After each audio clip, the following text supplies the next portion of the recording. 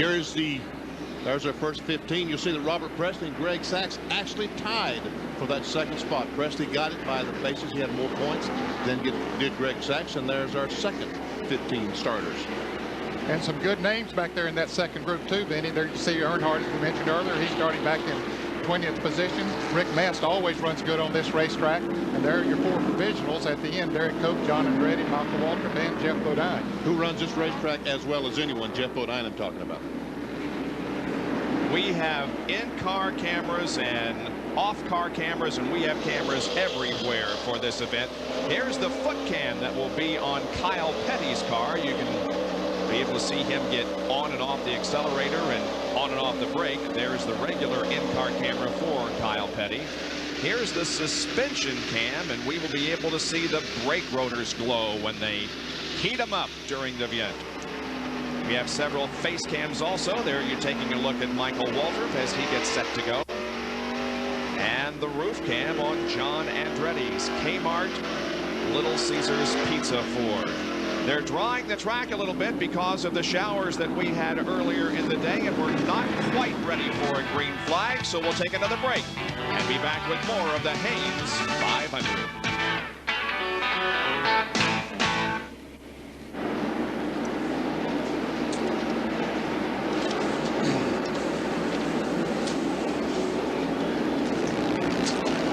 You can turn off the lights, Ralph.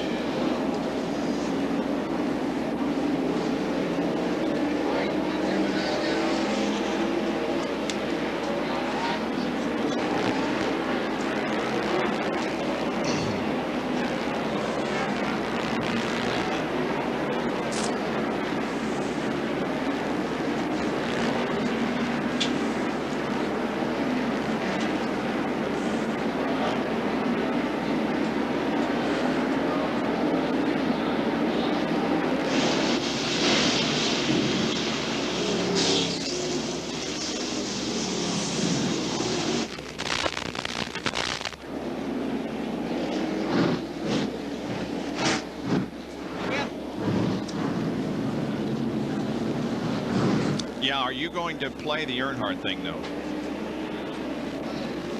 That was my major question. I mean, it's only applicable today. Okay. And then you'll fade to black, and then we'll just come up and say we're racing and we've raced so many laps. Okay, I got you.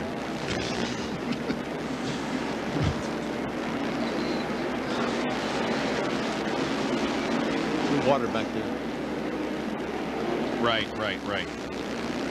See, Mikey, it's amazing, isn't it, how I know everything that you why you do everything. Yeah.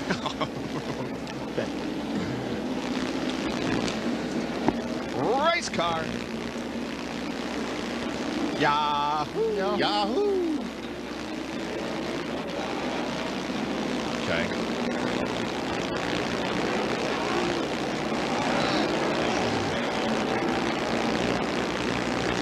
Too bad they couldn't dump out up there in Bristol and come to this thing right now, wherever they are. 27th round draft. Yeah, when everything's done anyway, probably.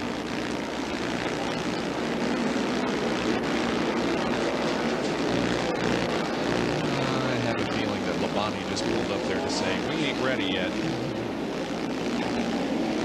2 laps to go.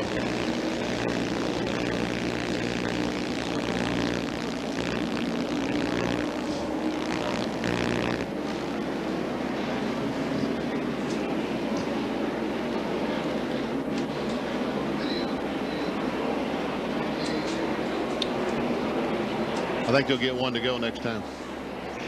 Okay.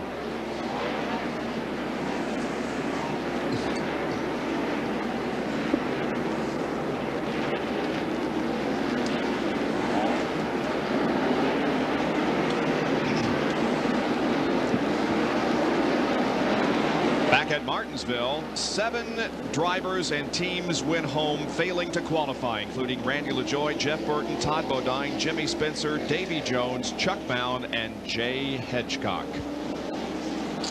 We are less than a lap from the green flag. The light atop the pace car has gone out. In just a moment, the field will be under the direction of Bobby Labonte. Today's field consists of 19 Fords, 13 Chevys, 4 Pontiacs. We will start this event with 4 provisional starters. Just about ready to go green here at Martinsville and the conclusion of the short track season for at least the spring. We won't be back at a short track after this until Bristol in August 26th to be exact. The field comes down, the green flag is out, and the Haynes 500 is underway at Martinsville. Bobby Labonte hesitated just a little bit, and Robert Presley took off into the lead.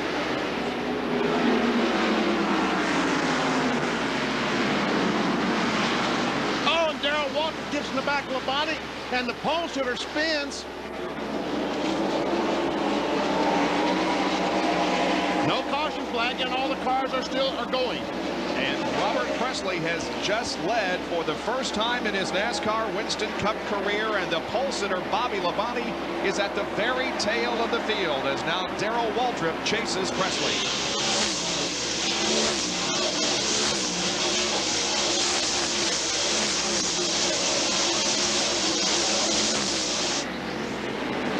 There's Earnhardt trying to go, and Rusty Wallace. Morgan Shepherd is there with Rusty and Dale as they try to move through the traffic. Earnhardt started 20th. Morgan Shepherd alongside Kenny Schrader, and Earnhardt is going by Wallace on the outside, or trying to. And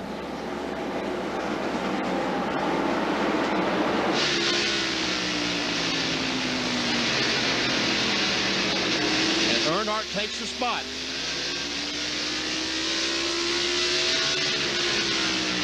Watching from Rusty Wallace's perspective, ahead Earnhardt, Ken Schrader, Morgan Shepherd. Shepherd inside of Labonte. And Earnhardt, he gets, and wow, into the wall hard, and so is Morgan Shepherd. And Earnhardt's luck here at the Martinsville Speedway. And of course, a lot of others have bad luck here today, but we pointed out at the top of the show what kind of luck he's had here. Terry Labonte is against the wall. The yellow flag is out, and Dale Earnhardt has significant damage as he comes down pit road. Rick Mast also has a massive amount of damage to his car and the field, and Earnhardt goes behind the wall. Straight behind the wall. They don't even stop on pit road. They take it behind the wall and frantically trying to work on the car.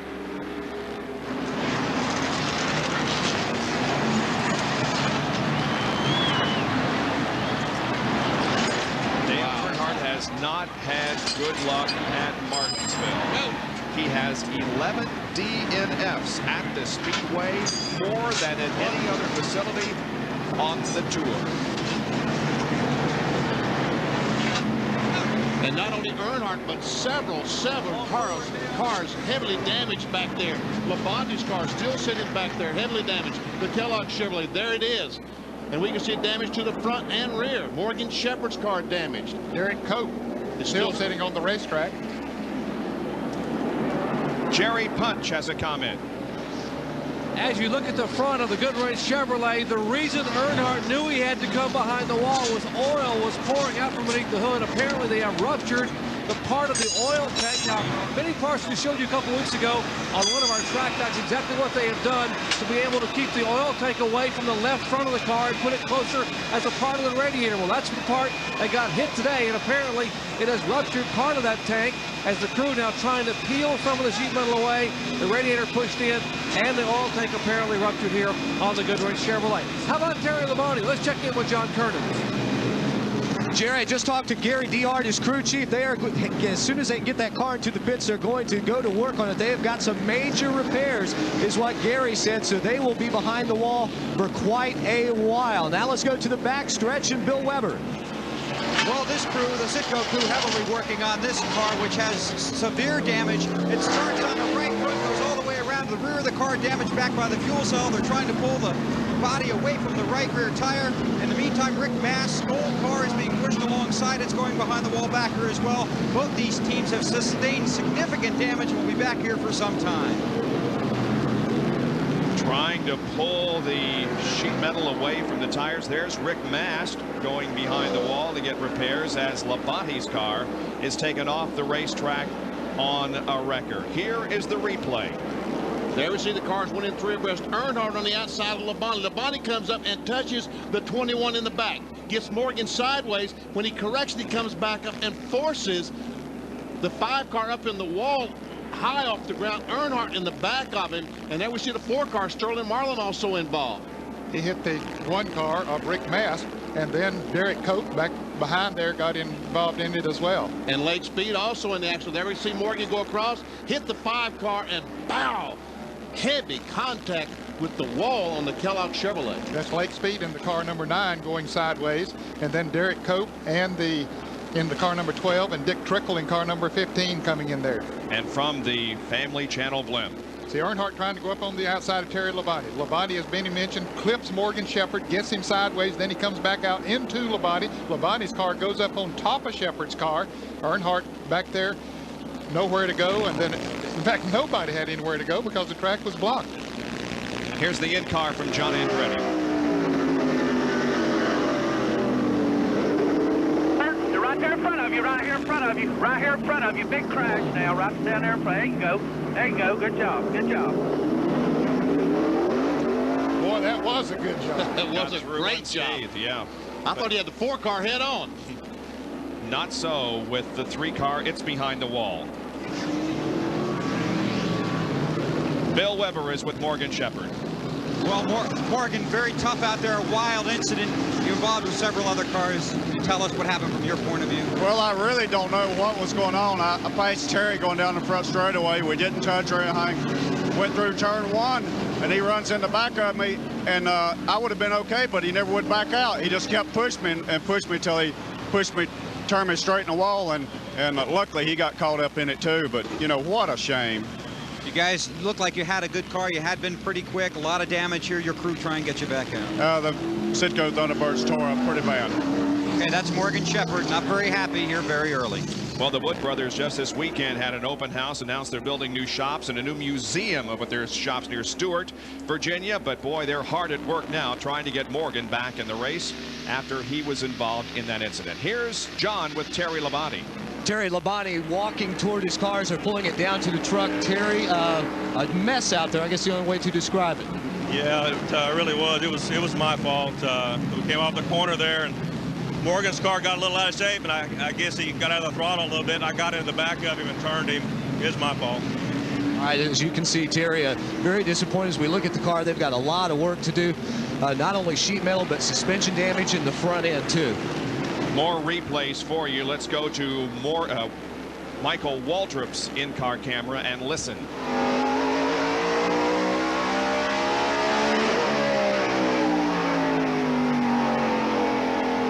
Okay, what's in front of you? Up here in the middle of the back stretch.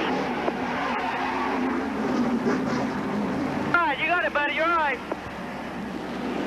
Well, he sputtered around, but I don't think he made heavy contact with it. No, he didn't. That was Terry Smith, the spotter, telling me he's okay. We'll take a break and be back with more from Martinsville, Virginia. 12 laps are completed.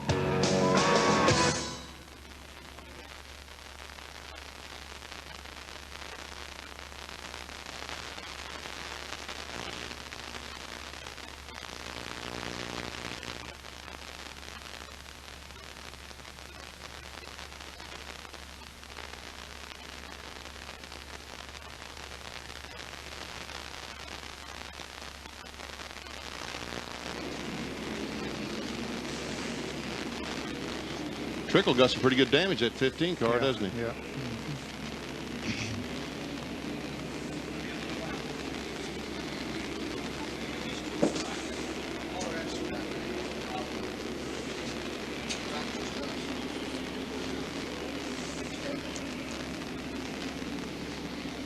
I tell you what, Terry got in that wall hard, didn't he? Sure did. He sure as the world did. Like to got out of here.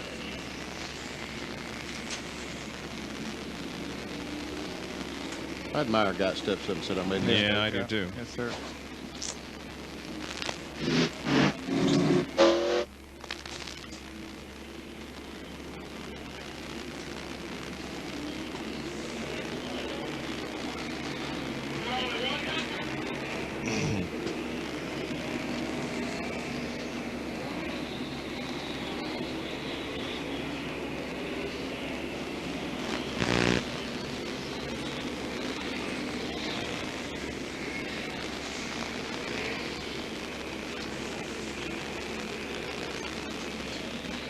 Going green. Boy, Andretti's got a big donut, doesn't he?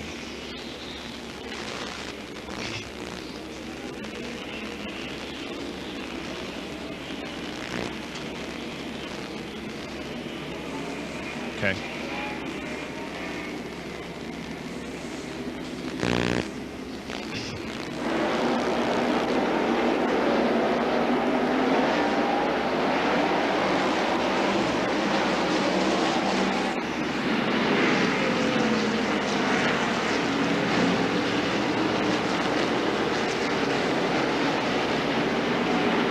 Resumes here in Martinsville. Robert Presley is the leader.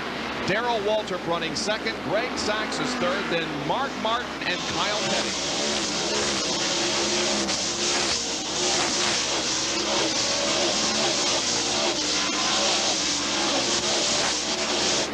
Several cars are crippled already because of the crash that we had in the opening laps of this race. We're watching Ricky Rudd. Jeff Gordon seems to be on the outside and making progress. Yes, sir. That is a bold move this early in the race to go up on the outside. And Bobby Hamilton had made the pass. He just passed Ricky Rudd the lap before. So Jeff Gordon is definitely on the go. That is amazing how he just went right by Bobby Labonte on the outside. That's Bobby Hamilton. And Bobby Hamilton. Bobby Labonte. Punch me, will you? Well, you had half of it right. Bobby, you had the Bobby part right. You broke my shoulder 2 weeks ago. I should break something. I'll break your nose. That's right. Darrell Waltrip chasing down the leader, Robert Presley. Waltrip with more victories than anyone on this racetrack. He has 11, 5 in this race and 6 in the later race.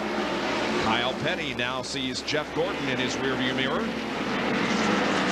Petty is 5th, Gordon 6th. Let's see if Jeff tries that outside line again. Yesterday during the Slim Jim All-Pro race, we did see a good second groove out there that allowed for a lot of passing, and it appears as if Jeff is going to make that work today.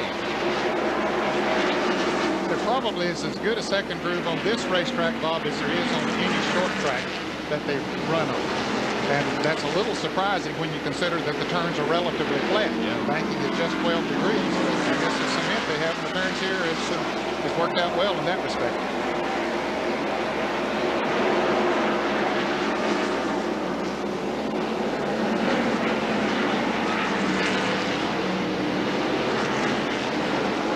Back to Bill Elliott, Brett Bodine, Ken Schrader, and Rusty Wallace. This is 11th, 12th, 13th, and 14th. Rusty runs 14th. That's inside Rusty Wallace's car, directly behind Ken Schrader. Kenny Schrader, the winner last week in the Super Trucks out in Saugus, California.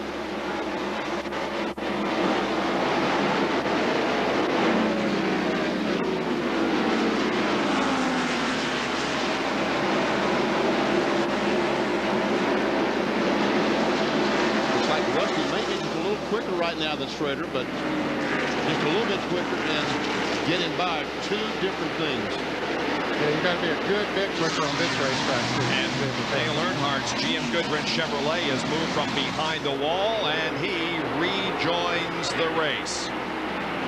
He's waiting right now for the field to go by because he doesn't want to pull out there on the inside lane, the groove of the racetrack, and get in someone's way. So the point separation was 56 coming into this race. However, Sterling Marlin was also involved somewhat in that accident. There went Sterling by the number 4 car, so he is running all the way back in 28th position. Dale Earnhardt is 19 laps down to the leader. And Darrell Waltrip has taken the lead. And he got in the back of Robert Presley down in turn 1, got Presley just a little bit sideways, took the lead, And Presley has a long time getting the car back in control, drops back to third place. Greg Sachs got by him also in the car number 40. Here's how Waltrip got the lead into turn 1. Goes down in the corner. Looks like Presley might have got a little bit loose to begin with, and then there was some contact maybe. John Kernan has a report on Sterling Marlin. John? Bob, the second man in the points, is back out there running, and I just talked to Tony Glover that they've got no extra damage on that car. He was also involved in that accident a little bit earlier. You probably see there's a bungee cord strapped across the hood. They knocked some of the hood pins out, but Tony says they should be all right. That other than that, the car is fine. We can see that cord that he's talking about going from the front bumper back to the windshield, trying to hold the hood on. And Derek Cope is all over the racetrack coming off the fourth corner. Yeah, he really got loose there. Derek went 4 laps down. He had to repair damage on his straight arrow car from that accident early in the race. So Marlin is the last car on the lead lap running in 28. Dick Trickle was also involved in that crash. He is just ahead. And Jerry has an update on Presley.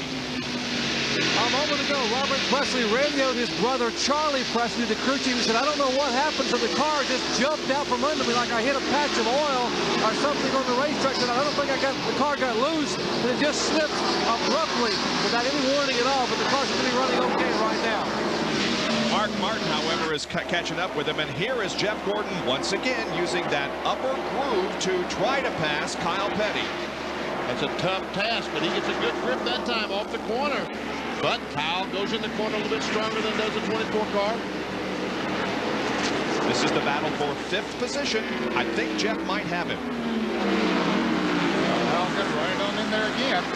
The driver on the inside has to cooperate some for that driver on the outside to be able to make that pass.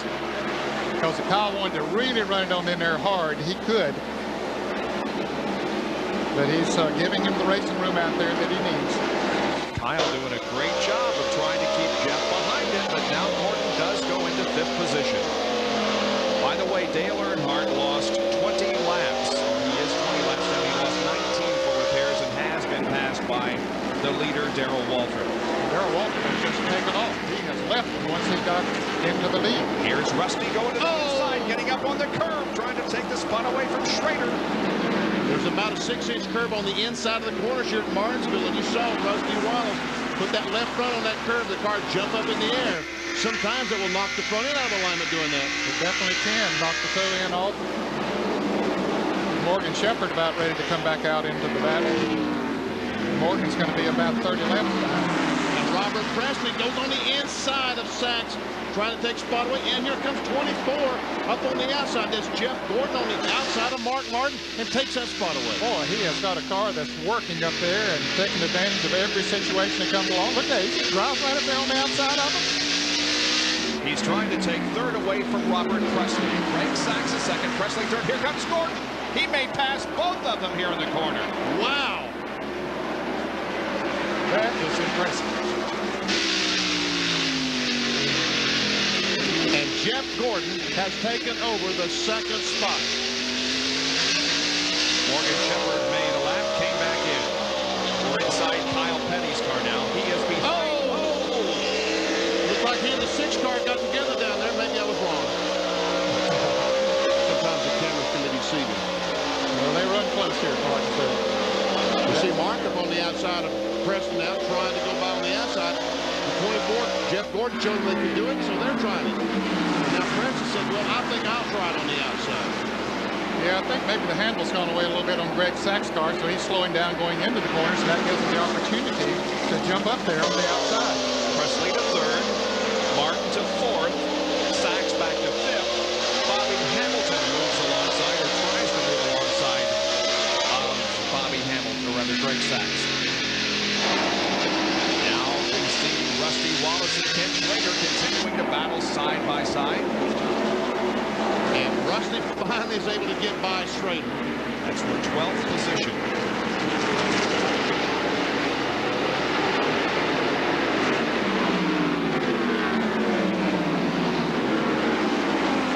Darrell Waltrip leads this race. Jeff leader, Darrell Waltrip, go down the backstretch. He has about a half a straightaway advantage on second place, Jeff Gordon. We'll be back with more of our coverage from Martinsville, Virginia Speedway and the Haynes 500, where Darrell Waltrip is the leader right after this.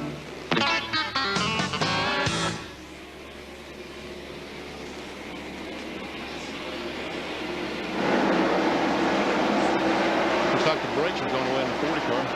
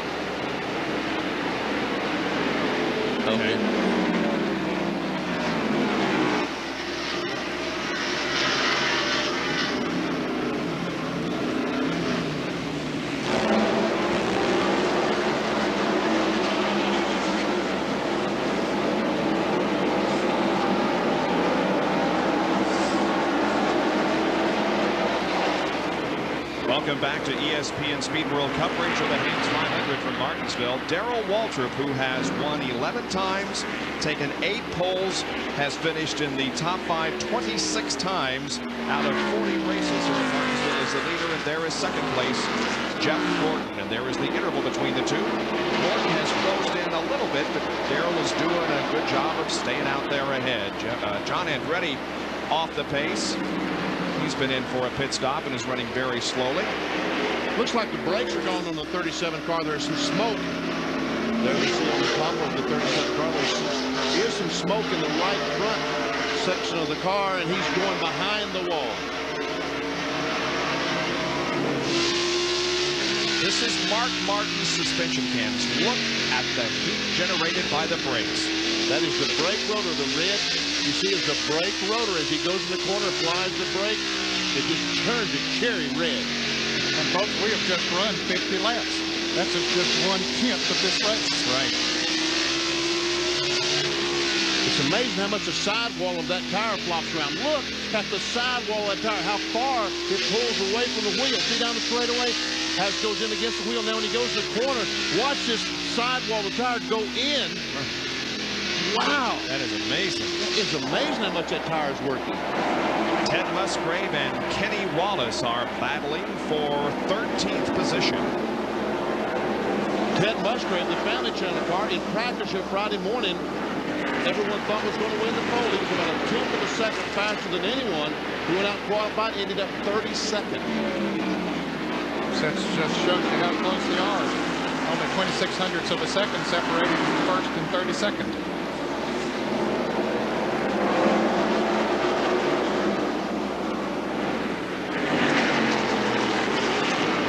Now we see that Musgrave has caught Kenny Schrader, and Rusty Wallace passed Schrader just a few laps ago and was driven away.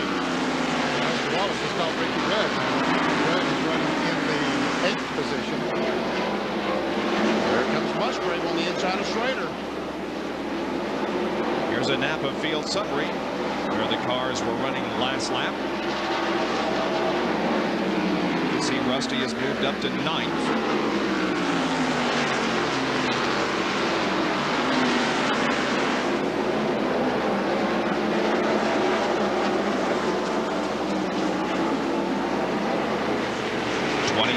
cars on the lead lap. Dale Earnhardt is 20 laps down at the moment.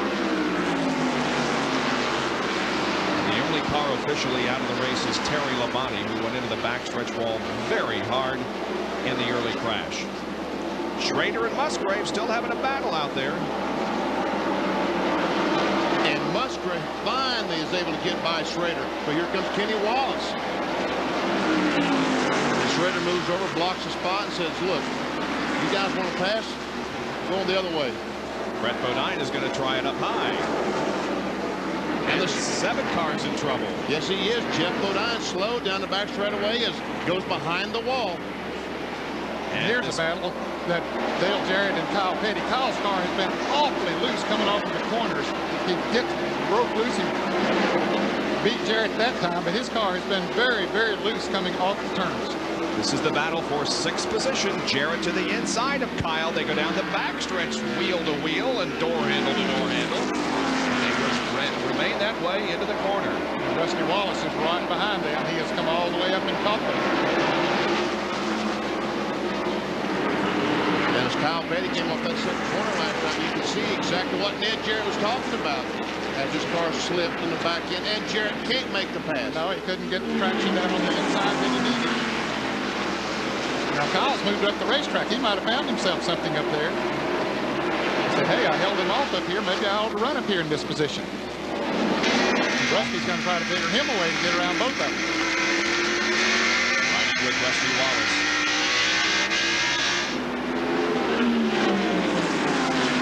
You don't see that groove that Kyle Petty is running many times here at Martinsville. Rusty Wallace pulls up on the outside of Jarrett. Jarrett pulls up on the inside of Petty. Boy, Kyle has got some power out that straightaway. That Pontiac goes after the straightaway.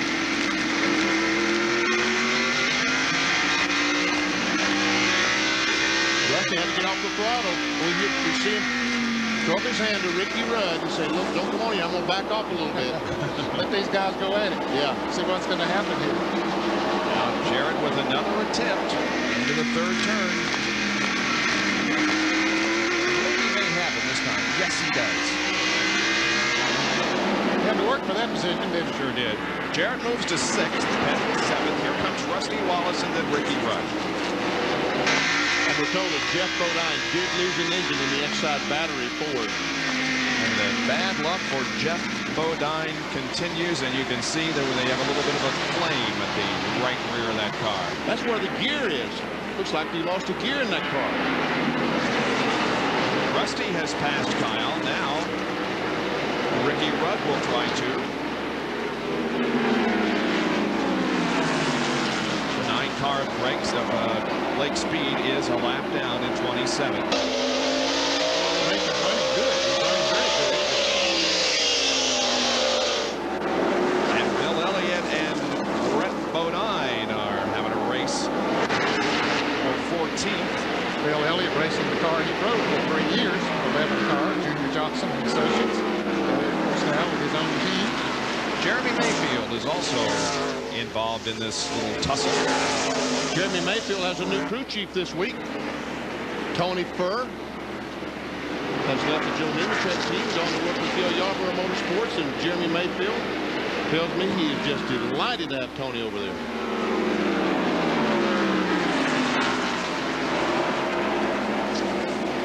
Here we see Nemechek, the 87 car that Tony Furr left. We're talking about the Burger King car.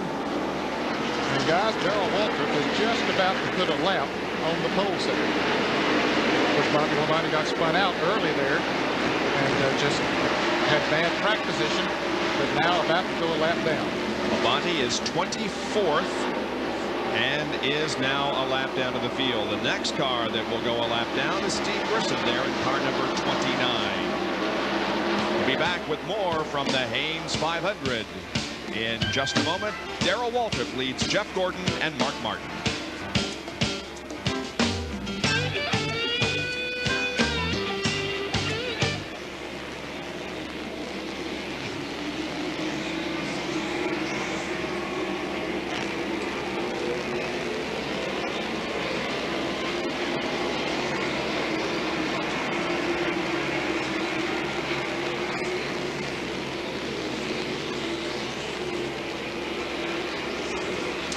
with 7.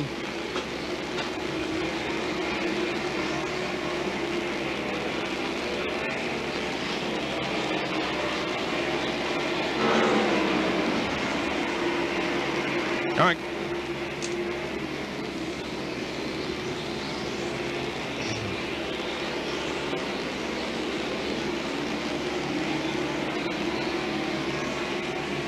Well, DW looks like the DW of old, don't he? Yeah, he does. Gordon's catching him all along, but still, Darrell's really going good.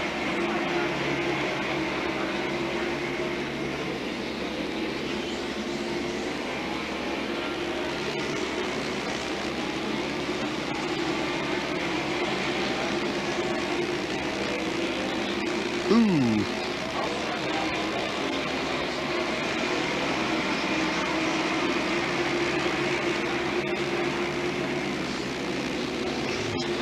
'26 car cut across the number with him.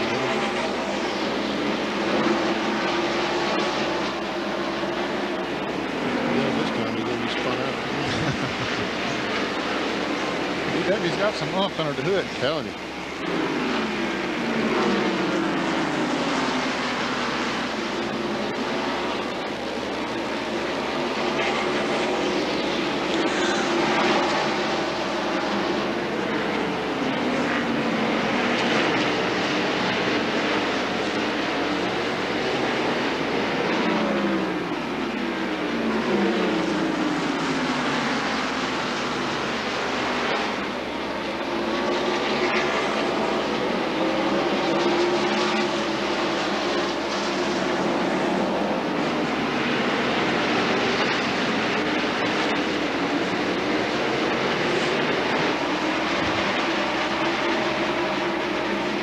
Waltrip has just dispensed with a bunch of traffic, remains in the lead. However, his advantage over Jeff Gordon is now, well, what, about 25 car lengths or so. He's got 2 cars between himself and Jeff Gordon. That's the biggest advantage that Darrell Waltrip has right now is those 2 cars, because Jeff Gordon has got to get by. That's Bud Strickland in the Quaker State car. First ride for him in this car. And also Mike Wallace and some contact. Wallace goes around and Craven runs in the back column. Also Dave Marcus Pence. And we see Martin got stopped. He got stopped there, but don't think he hit anything. And the caution flag is out. Wallace is going again. Dave Marcus is trying to get his car headed in the right direction. There's damage, of course, to the rear of the Heilig Myers Ford. And to the front. And to the front as well, yes.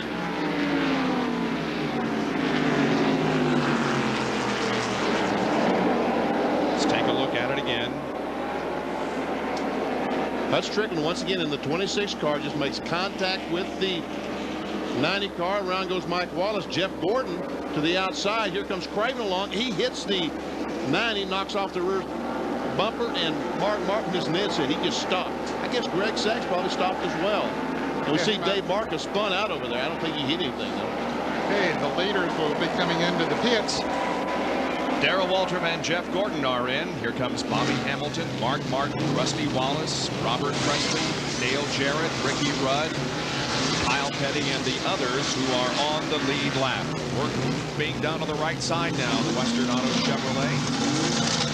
Emphasis switches to the left side as Jeff Gordon is down from the jacks.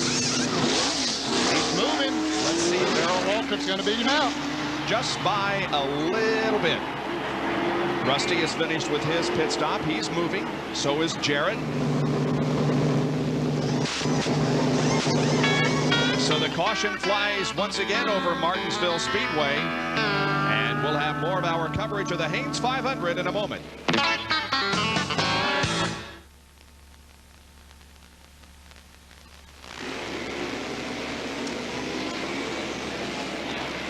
Okay. This is our second caution. Second. There wasn't a caution when the 18 car. We didn't have a replay on that 18 getting bumped either, did we? I said he got made contact with the 17. Do you think that's right, Ned? Did we have a Did we ever have a replay? I don't know if we had a replay on it or not. Did we show that 3 angles? Did he get touched, you think, Mike? Did he get touched?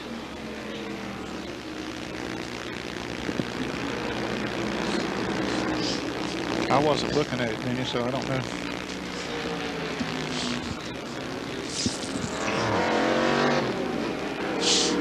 He wasn't? He just lost it? No. We're talking about the 18 on the lead lap. The 18 car on the first lap. Oh.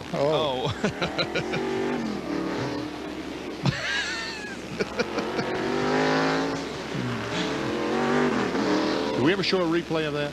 I don't think so. No.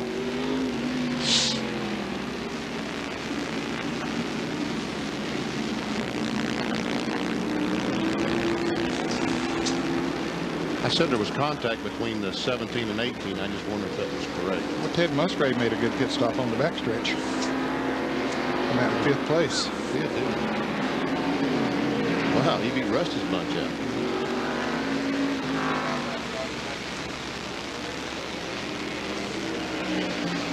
One to go.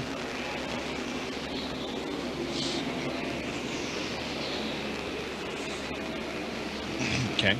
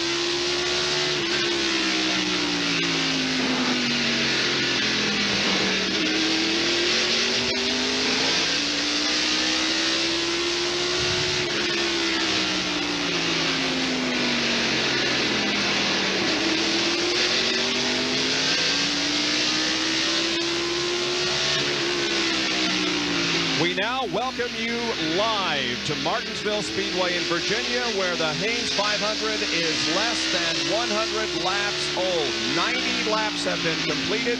You saw the major incident in the opening laps of this race. Now we are live, where Darrell Waltrip continues to lead the race. There are 17 cars, as you can see, on the lead lap. We'll be giving you all the other things that have occurred in the last few laps in just a moment. Dale Earnhardt back in 31st position, 20 laps down.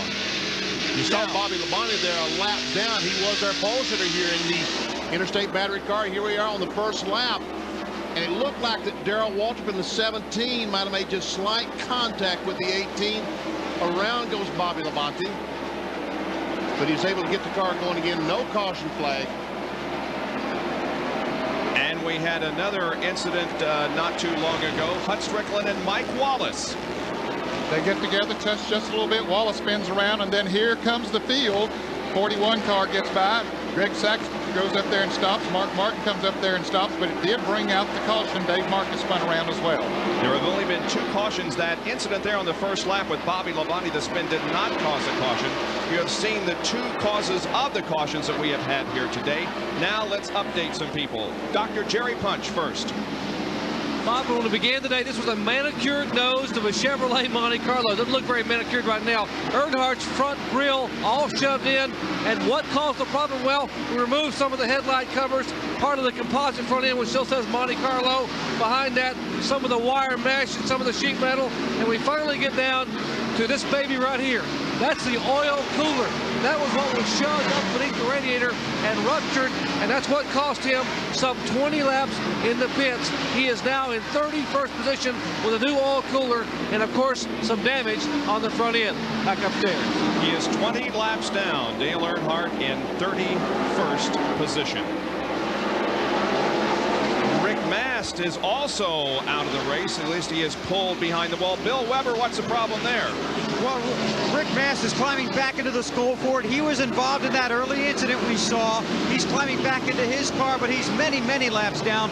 Of course, heartbreak for Morgan Shepherd. This is their local track, the team from Stuart, Virginia. He is more than 40 laps down. He has a Simcoe Vortec on the track. And John Andretti had brake problems in final practice yesterday. Almost identical problems here in the early laps today. John Andretti is more than 30 laps down. Let's go to John Andretti. Well, Terry Labonte also involved in that incident with Dale Earnhardt earlier. Unlike Earnhardt, they were unable to get the car repaired. They are out of it. Sterling Marlin was also involved in some minor damage to his car. He's got a bungee cord over the hood. He is now running in 17th place. Last time, car very, very loose. They put in 3 rounds of fight, but Sterling is 1 lap down. Let's go down to Jerry Punch, who's with Jeff Bodine, who has also dropped out of the race. And a tough afternoon for Jeff Bodine. Jeff, sorry to see you out of it. What happened? It looked like we burned a bearing out and then broke a rod. Running really good. You know, I started out, put myself in a real hole here in Martinsville. Didn't qualify good, started last. But, you know, the car was working really good. We were making progress and moving to the front. Thought we were going to have a good day, but it all went up in smoke when the rod broke. But, you know, racing is important. We want to win these races. But you know what happened today here in the garage area is even more important. My crew, I had a birthday Tuesday, turned another year older. Maybe that's what happened, I don't know. But anyway, my crew had a birthday party for me here this morning, and we had a cake and a lot of food, decorated a transporter, really had a great time, and that's what makes me feel good. I'm smiling right now because I'm thinking about how much these people care about me, their driver, their corner, and their friends. So there'll be more races, but I tell you what, there aren't more people like I've got right here that work on this crew. So I want to thank all of them. Barry's back home. He didn't make the birthday party. You missed a good party, Barry. I love you. What a family here in NASCAR, guys. Jeff Bodine out of the race. Terry Labonte's DNF today is a streak of 16 consecutive races that he has been running at the finish. We focus on first and second. It remains Darrell Waltrip by just a tiny bit over Jeff Gordon. Looks like old DW of old, doesn't it? He's had 40 starts here at this racetrack, has won 11 times, has 8 pole position, and has finished in the top 5 26 times. It does look like the Darrell Waltrip of old. He's won over 25% of his races here at Martinsville, and anywhere that's a great percentage. And normally he does that by just sitting back in the top 10 somewhere, all, you know, just running all day long, staying out of trouble, and then the last 100 laps or so makes his move. Today, he's running up there and dominating the race. Here's a man that's on the move. That is Rusty Wallace, and he has moved all the way up to 3rd position. I guess Darrell Waltrip, that's one reason he's running so hard, because they told him that Rusty Wallace is on the move. He started 15th and now is up to 3rd. Our 4th place car this afternoon is the 6th car of Mark Martin of Abilene Ford. There he is. Mark dodged a bullet just a few minutes ago. Stopped before he made contact with the car that had spun in front of him, but he is okay running 4th. And the car in 5th place is the car number 16, who is Mark Martin's teammate, Ted Musgrave, in the family Channel 4. Hitting on the backstretch, made an awfully good pit stop during that caution. Musgrave started 32nd. He was the slowest qualifier to get in. At lap 27, he was 18th. And as you can see, he has moved steadily up to 5th position. Next, go ahead, Benny. Kyle Petty, the Coors Silver Bullet, is on the lead lap. He's currently running in what? This sixth spot. Kyle was sick last week at North Brooklyn 2 weeks ago, but as good as it is today, I think Kyle can finish the race at Martinsville, no problem. This is his in-car camera being carried in the Coors Light Racing Pontiac.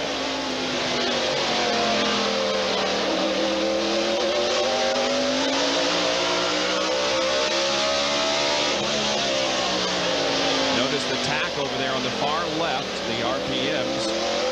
Down to what, about 4,500, Benny, and then up to, wow, almost 9,000. Almost 9,000 RPMs. That's why he's got that bump up the straightaway. That's right. Here's a little bit more clear view of that. There you can see up to about 8,500 RPM. And you watch, he's braking with his left foot, hitting the throttle with his right foot. I believe his RPM's a little bit higher on the backstretch. We'll see here if he does go up there a little bit higher. Well, no, I think about 8,500 as high as our chart goes, and he's peaking that. His dad used to brake with his right foot. He would lift off the throttle and use the right foot to brake. But Kyle, like most current drivers, new drivers, is using his left foot. I know I always use my left foot.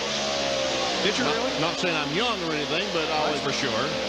That must have started about the time that you were coming along. Yeah. Because I know I like Richard brake with my right foot all the time. That's just the way we did it back then. And you guys came along and taught us better.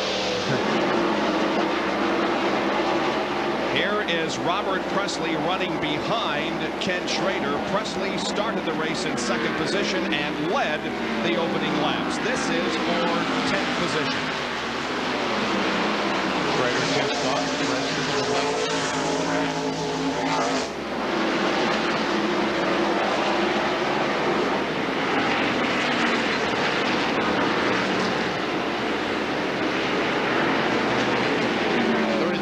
Maybe getting some of that magic they had. Was it 1991 that Harry Gant won the race in that car? When he crashed over turn 3, and I said, unfortunately, he wasn't going to win. You always keep reminding yourself of that. I don't do that. But that was very impressive that day. And Robert Presley has a good run going today. Rick Mast is back on the racetrack, by the way. We told you, in fact, we showed you that he was behind the wall for a while, but he's back out on the track. Meanwhile, the 26 car, the Quaker State Ford, owned by Kenny Bernstein, driven by Hut Strickland, goes behind the wall. And this battle continues to rage on, but Ken Schrader is able to maintain 10th position, keeping Robert Presley back in 11th. And in 12th spot is Greg Sachs. There is the leader, and you can see that his lead over Jeff Gordon has widened just a little bit. Rusty Wallace is running 3rd. Mark Martin is 4th, and Ted Musgrave 5th after 117 laps of the Haynes 500.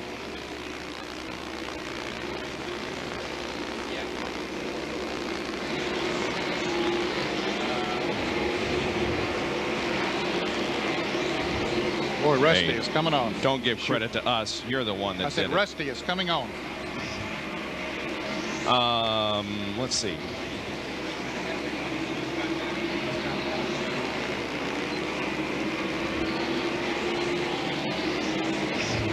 Yeah, he sure is.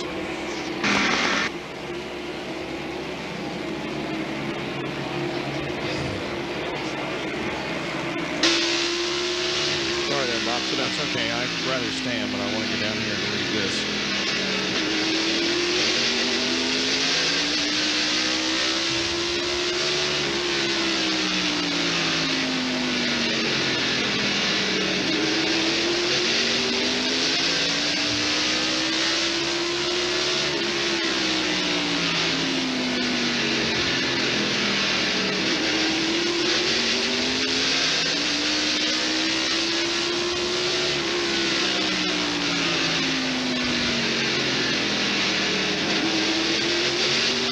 updated on where everyone is running in the Haynes 500 here in Martinsville and their Napa Field summary.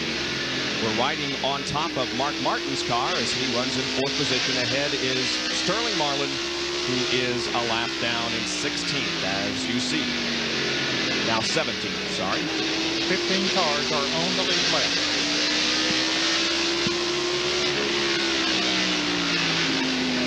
The guy on the move is Rusty Wallace. He has caught Jeff Gordon. Can he take 2nd spot? Easily. Yeah, no problem. With ease. Rusty Wallace and Miller, genuine draft Ford. So we talked about at the top of the show, Ned. He's won the last 2 races here, and he certainly has that combination. There we see Bobby Hamilton, the STP Pontiac. There's Ricky Rudd for 7th spot. Move Rudd back to 8th. And I'm sure Richard Petty is in the hospital today watching this on TV. And Richard, we're all thinking of you and wish you the best. He had surgery last Monday, I guess it was, or Tuesday. My brother-in-law Malcolm Benton is in under the weather in Colorado. We want to wish him the best. And my brother Keith had a major operation this week as well in the hospital recuperating in Charlotte, North Carolina. And it looks like John Andretti's not been able to use his brakes the way he ought to. Well, the corner and the car drifted up. Like he didn't have. Well, that time he stayed on the bottom of the racetrack like the brakes were working okay. Andretti's like 35 laps down. He went behind the wall for quite a while. He caused off a brake problem. There is Rusty Wallace getting around a lap car of Elton Sawyer. Elton gave this car a good run during qualifying. In his very first Winston Cup race ever, Elton Sawyer qualified 9th. He now is currently running 24th spot as Jeff Gordon goes by.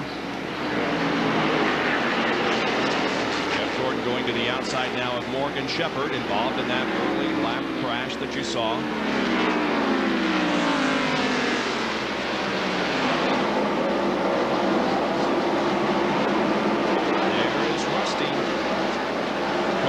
His 3rd consecutive win here at Martinsville. He won both races last year. He's won the last 3 out of 4 here. And there is the leader, Darrell Waltrip. Back now to the Roush cars, Mark Martin and Ted Musgrave, who are 4th and 5th.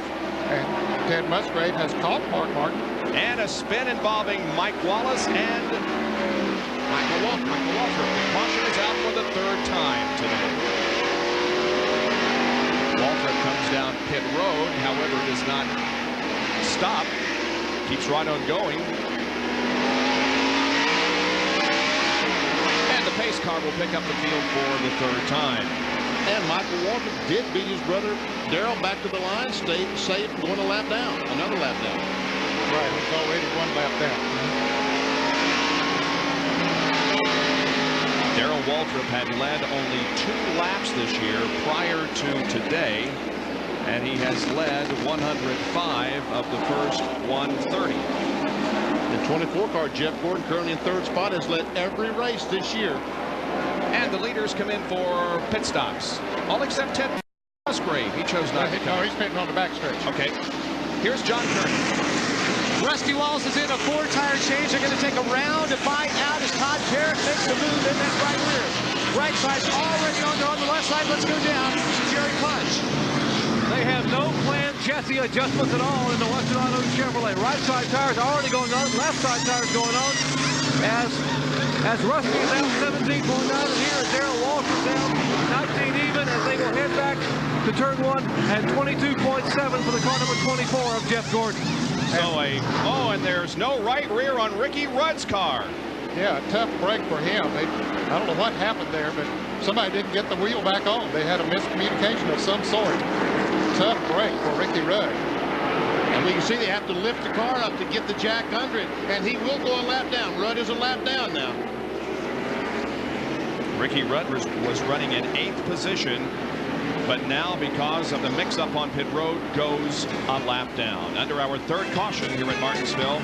We'll be back with more live coverage in a moment.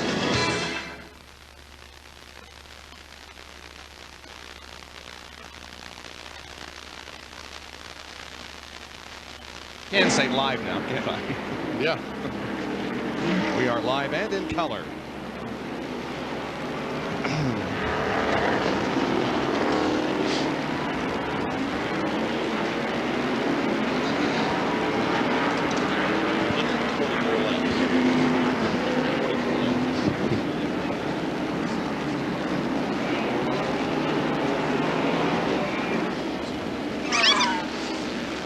Am I getting my arms out here in you guys' way? Well, My sometimes. knee or Yeah. Michael Walter. 95, leader of 70.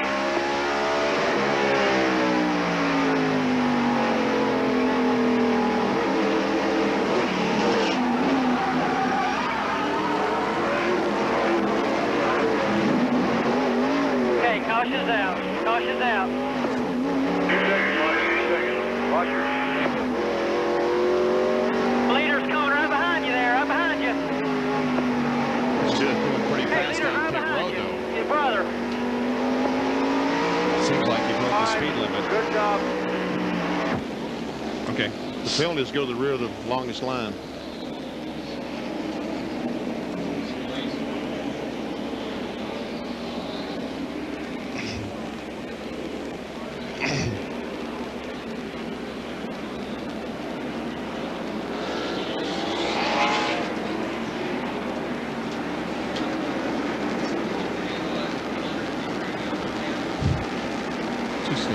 I don't know, Neil, but you're clipping every beginning of your words.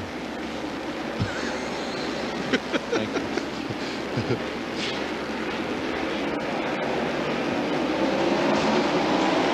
We are back at Martinsville. Take a look and a listen here at Michael Waltrip. 95, leader of 70.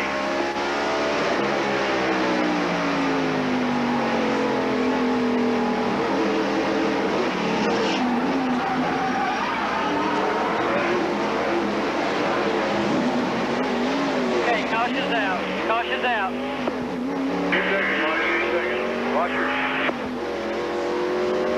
leader's coming right behind you there, right behind you. Well, he was going pretty fast down pit road back there. He stayed on the lead lap, however. Well, now we are back to green. And Ricky Rudd, we saw the trouble he had in the pits. He's trying as hard as he can to get that lap back, but he could not do it. And while we were watching the break, while we were in break, we had an incident over in the second corner, and this is how that occurred. There we see the 11 car, and Nemechek makes some contact. It's Brett Bodine. No, I'm sorry, that was 31 car. Nemechek looks like just spun by himself, did he, Neil? Their cars were so bunched up and so close together, it was really hard to tell.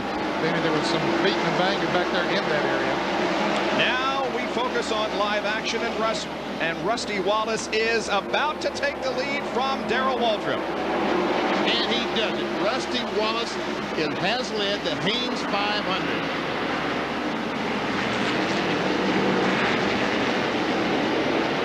You see Jeff Gordon back in 5th spot right now.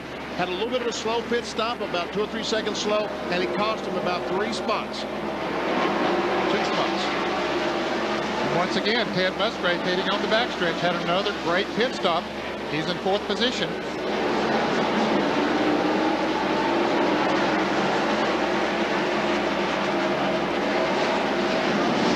Jerry Punch has a report on what happened down there in the pit stop with Ricky Rudd.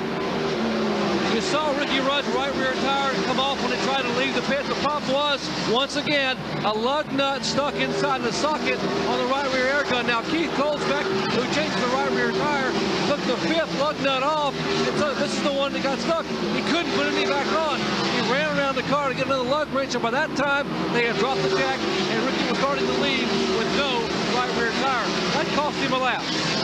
And he has been unable to get it back. There you see 1st, 2nd, and 3rd now. It's Wallace, Waltrip, and Martin. And Mark Martin is running just a little bit faster than he has been before. Brett Bodine, an unscheduled pit stop for him in the Lowe's Ford in the pits. In that mix-up on the backstretch, Benny, I believe he got a fender knocked in against the tire. Yeah, we saw him just a moment ago make some contact with Ward Burton in the Hardy Chevrolet and evidently knocked the fender in on the tire. So Brett was one of those 14 drivers that was on the lead lap. But not anymore. Now there will only be 13. Rusty Wallace got by Darrell Walker, but he's certainly not driving away. DW and the Western Auto Chevrolet having a great run today.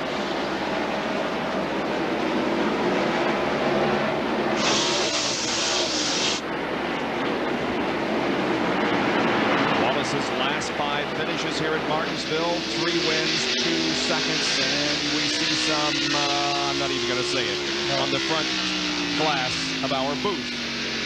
Just a couple of drops. Liquid sunshine. We can see it on the lens of the camera on top of Mark Martin's car. Rained all morning long, delayed the start of the race. You can see some bright skies in the distance, but right over the racetrack, a little bit of moisture is falling. Not enough, however, to cause a caution. No, it's certainly not enough moisture at this time.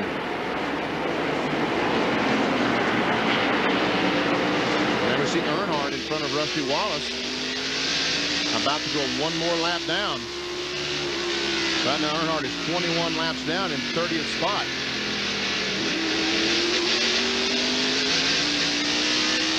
We're on lap 148. We need 100, and we're now on 149. We need 101 laps to make it an official race. In NASCAR racing, you're right. If you get halfway, they do consider that an official race. Lap 251 would be a race. Never seen Earnhardt, the Goodrich Chevrolet, going another lap down to the leaders. Heavy damage to the front of the Chevrolet. All he can do is just sit there and ride, make laps, and hope a lot of drivers fall out of the race. Exactly. Jerry has more on Rusty Wallace. I spoke with Rusty this morning. He said, you know, a lot of young drivers don't understand about short track racing. He said the key in a short track is not how deep you drive the car into turn, it's who gets on the gas first. We put a computer in our car and looked at the throttle response. He said, when I back off the throttle just past the start-finish line, I can be the very first one back in the gas in the corner. He said, if you watch Darrell Waltrip and people who have been successful in the short tracks, they're the ones who do it that way. Back off early and jump in the throttle back in the middle of the corner. So if you try to drive the car deep in the turn, all you're going to do is burn the brakes and the tires off the car. That's a very good point, Jerry. It's so true, and Darrell Waltrip has certainly learned that well over the years. And something I need to point out, Rusty was talking about when he tested and he put the computer in the car, because under NASCAR rules, they can't have computers in the cars now during the race, or in testing, or practice, I should, in qualifying. Jeff Gordon has dropped back to 5th position. There you see Ted Musgrave in 4th spot.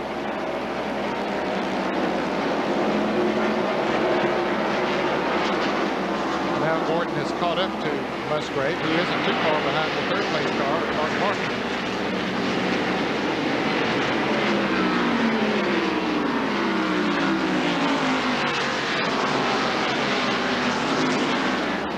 Jeff Gordon in that 24 car, the DuPont Automotive Finisher Chevrolet, has been phenomenal this year. Up until this race, it led about 40% of all the laps run in 1995. What we saw on the left of our screen there, coming off turn 2, Darrell Waltrip is working on Rusty Wallace. He sees those raindrops. He says, I won't back out front here, although, as you said, we're almost 100 laps away from halfway, so it wouldn't be a race, but he is working on it. He took a look on the inside of Rusty Wallace that time, going down in turn 1. Does the same thing as it but makes no effort to take the lead. That was not an attempt to pass there. That was just to get out of the rearview mirror on Rusty Wallace's car. Just worry Rusty a little bit. A little sight. Oh, contact. He worried him pretty good, but Darrell backed all the way off of it. Let him get straightened out. He might even lose 2nd place. Oh, nope, he's going to hold off Mark Martin and Ted Musgrave. But it sure has closed up 1 through 5. Tell you what, that was a nice move by Darrell Walker. Back off and let Rusty get the car back under control.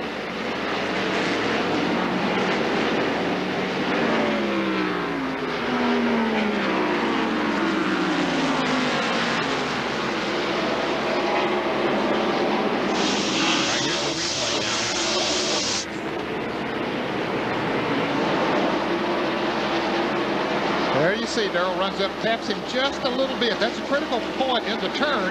Got him sideways, and we see Rusty's hand come out the window there. He was motioning Darrell to come on by. He thought Darrell was coming up there, but he didn't know they had driven off and left him because Darrell had backed off. All right, there's 3, 4, and 5. Martin, Musgrave, and Gordon. Up front, it is Darrell Waltrip second, and the leader of the race, Rusty Wallace.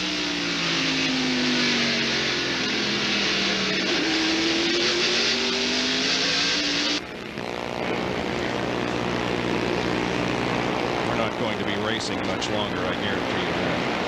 This is raining pretty darn hard.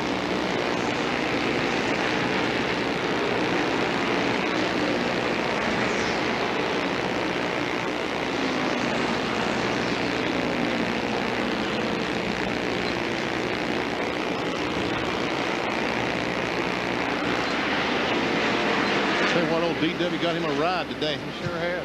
What a great race car. I know. Where's that pool?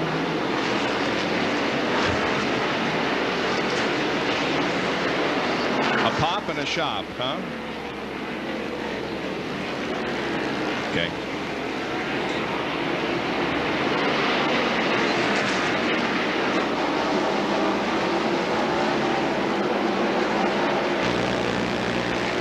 Overhead shots today at Martinsville Speedway, again being provided by the Family Channel Blimp. Currently in the area, part of its 95 nationwide tour dedicated to promoting the power of family by using the blimp to support charitable organizations and being involved in national sporting events.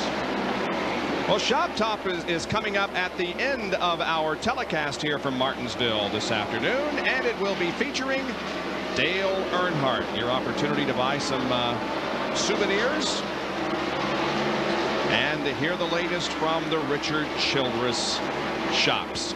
Earlier in the race, Dale Earnhardt had a major problem that you can see there at the front of the car. Here's what happened. Well, Terry Labonte, car number 5, tapped Morgan Shepherd in number 21, sent him sideways. Shepherd came back up into him. Earnhardt had committed to go on the outside, got into the Terry Labonte car, and as you can see, a lot of other cars got involved as well. And Earnhardt broke the oil cooler on the car. They had to come in the pits, either bypass the oil cooler or put a new one on. He's 22 laps down in 30th position, and there definitely is rain in the area. People here in the grandstand ahead of us have brought out their rain gear, and you can see that there is rain on the windshield. John Kernan. Well, who should we turn to in this time? John Kernan, our resident meteorologist. Well, Bob, I'm working on that meteorology thing. One of these days I'm going to get it, but this is the most recent radar images. You can see this light green, light rain. This is the Martinsville Speedway. It's right a few minutes ago, it was on the edge of an opening. Now this morning, this rain has been all around us and it's been tracking this way. That's why we were able to get the race going. But this last bunch has seemingly been pushed toward the southeast. And that could spell bad news for us. We might have some light rain here for a little while. It's out to 50 nautical miles, and it's been moving around 30 miles an hour. So if it does come in, it may be around for over an hour. Yeah, the fronts have been dancing all around the East Coast. The cold for the warm front rather moved up, and now it looks like the cold front is moving down. So it's raining pretty good, and the caution is out. Yeah, it's raining too much now to continue racing. It really was getting very slippery out there. And Rusty Wallace and Darrell Waltrip racing back to the line. It will be Rusty. 171 laps completed, and the caution flag comes out on lap 172. So we're still, what, 80-some laps away from the halfway point? You're right. 79, actually. As the Pontiac safety car pulls out in front of Rusty Wallace. Rain, rain, go away. It hasn't rained in this area of the country, I understand, for quite a while, and everybody is wanting the rain, but we wish that it would just stay away for at least a couple of more hours, that we could get our race in here this afternoon. And then we need rain. Yeah, and then we could have as much rain as we want. Rusty Wallace Darrell Waltrip, Mark Martin, Ted Musgrave, and Jeff Gordon are the top 5 with a rain delay.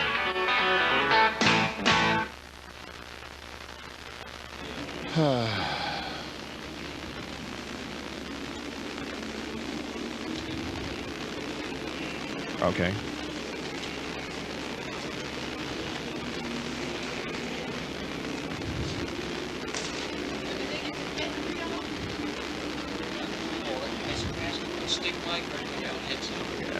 We're going to do stick mic? What do you want?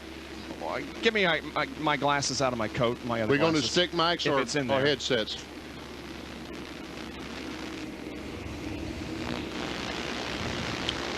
We don't have our coats on. Is that okay?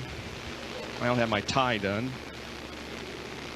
Oh, we look kind of scruffy up here in the booth because we've loosened our ties and taken off our coats. And okay. How about button the shirt, tie the tie? Comb my hair, both of them. Headsets, right, Neil? Bob Jenkins. Bob, nice to meet you. Nice to meet you. Benny Parsons. Nice to meet you. Hi. I do, huh? Hi, I'm Ned Jarrett. Hi, Ned. Nice to meet you. Oh, dear. Yes, we got a spare right down here. I used to watch you. You did? Yep. Where did you watch me? Did you use the race? Oh. Before you were born. Yeah, that's before you were born. So I didn't watch you, okay? My dad watched you. All right. We got to get camera up, Big Boo first. He'll be up here in a minute.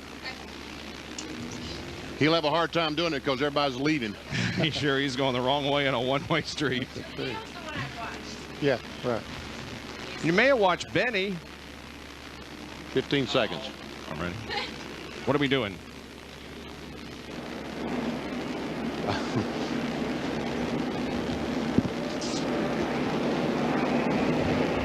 It is raining again at Martinsville. Enough to bring out the caution and wet down the racetrack. Here's the Autolite field summary now. As of the rain delay, 13 cars are on the lead lap.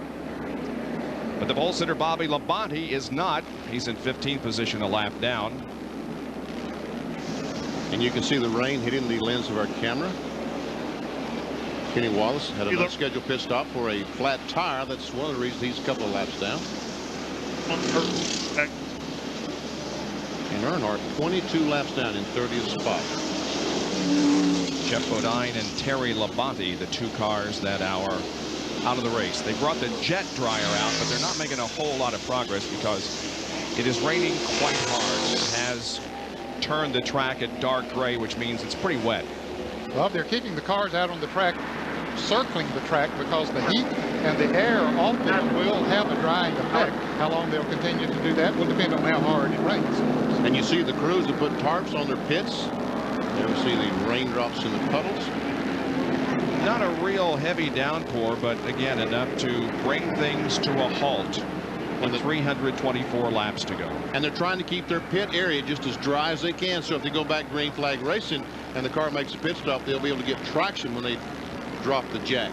And that's a look down the back stretch pits, and you can see they're doing the same thing. Well, it's our first rain delay of the year, and we'll be back in just a moment to Martinsville. That thing down here, aren't we?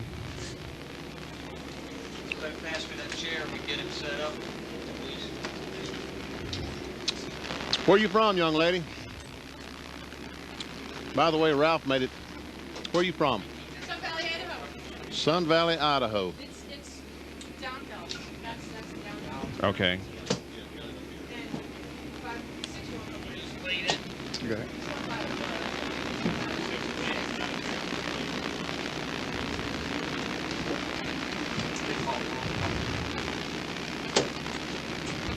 Like this. Basically, what I race is like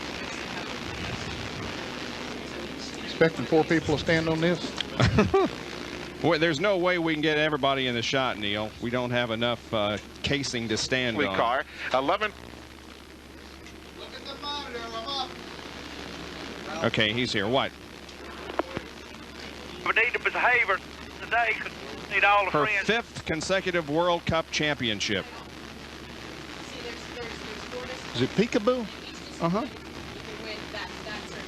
Where you get a weird name like that? She won a silver medal at Lillehammer.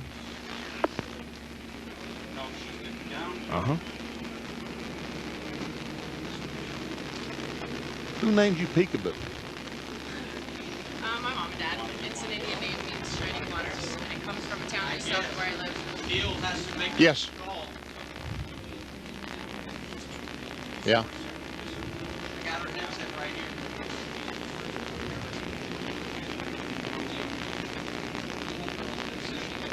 DW General Manager. Phil.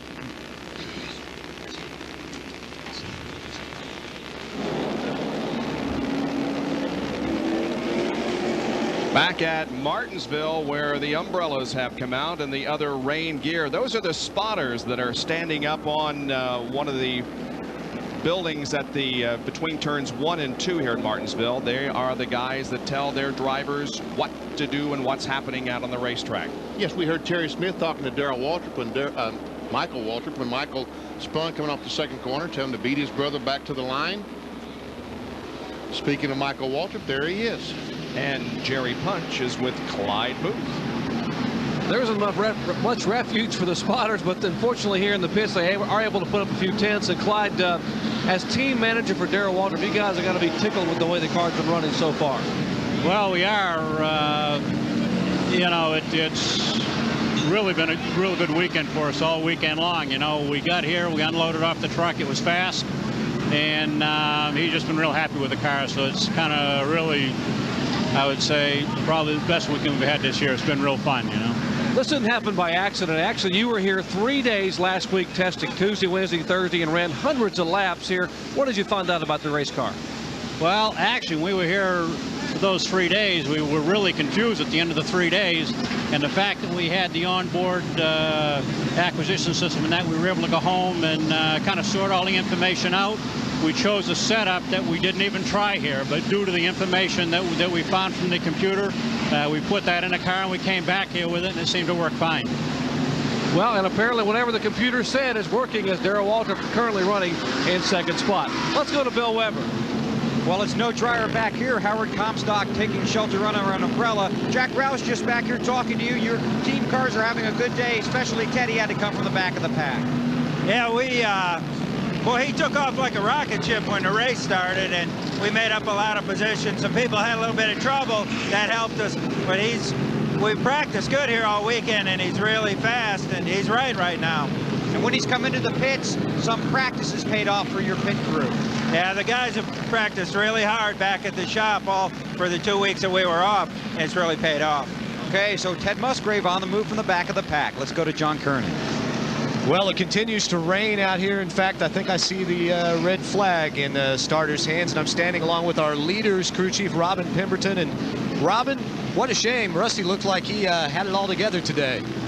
Yeah, we're doing pretty good. We made some adjustments the last stop. We're not as good now as we were before the stop, so darn rain, huh?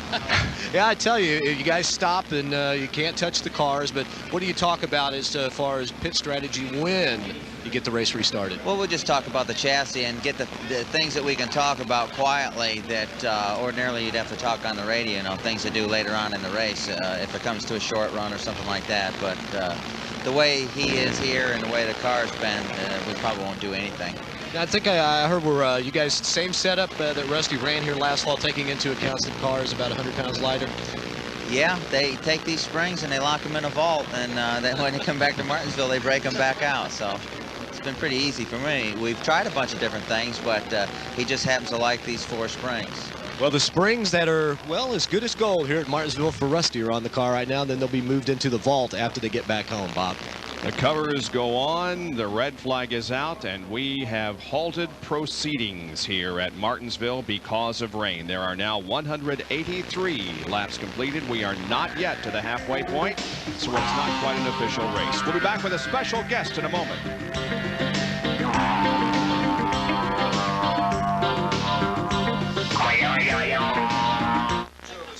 Because we can only get 2 people on three camera. at the most. 3 at the most. Well, but see, we don't have. We got to stand on. Who, me?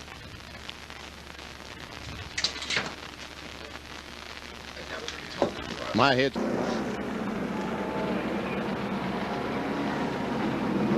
You know, it's a shame you couldn't get somebody. It's terrible that. What? Just terrible that Robert sit there and stare at you. Like a monkey in a cage.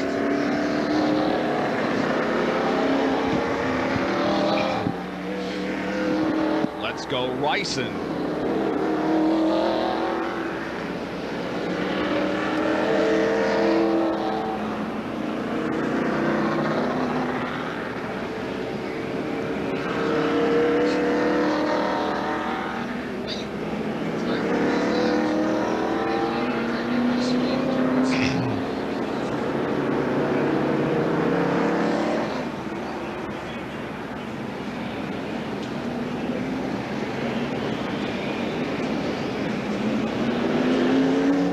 Live at the Martinsville Speedway, where the cars are going back out onto the racetrack. Now they're going to complete many laps here to try to get the track drier than it is right now. It isn't raining, hasn't rained for a while, and hopefully we can get a lot of laps in here before darkness sets in. Let's show you the running order, how they are at the end of 184 laps now. These laps under caution do count.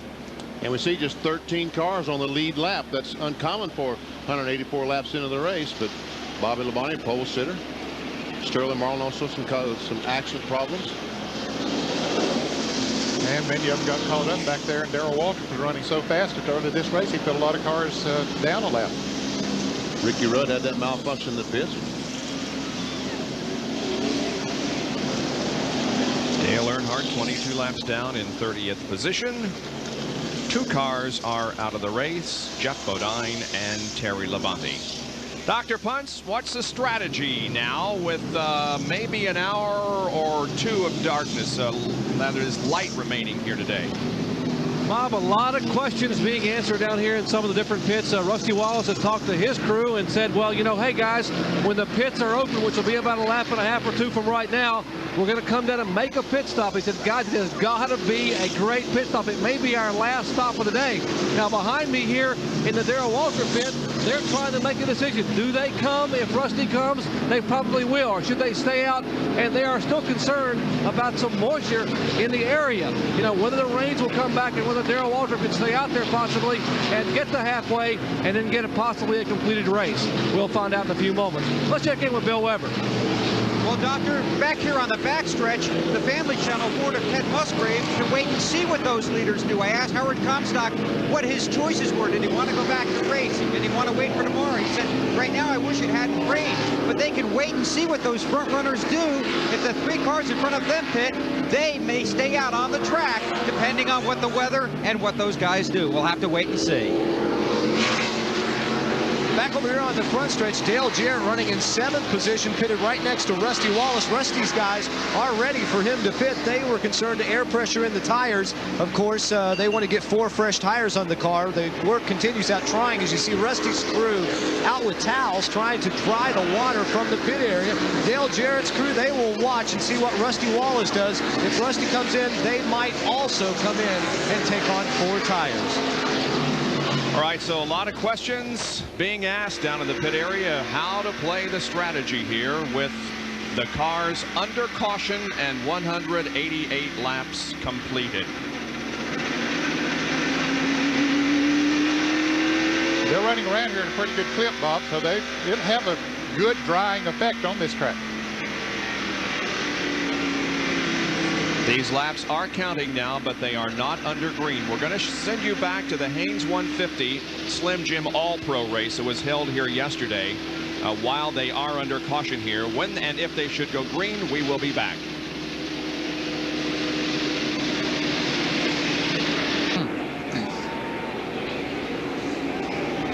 Well, you're going to hit it just right. We're not going to see the end of the All-Pro race, though, are we? Yeah.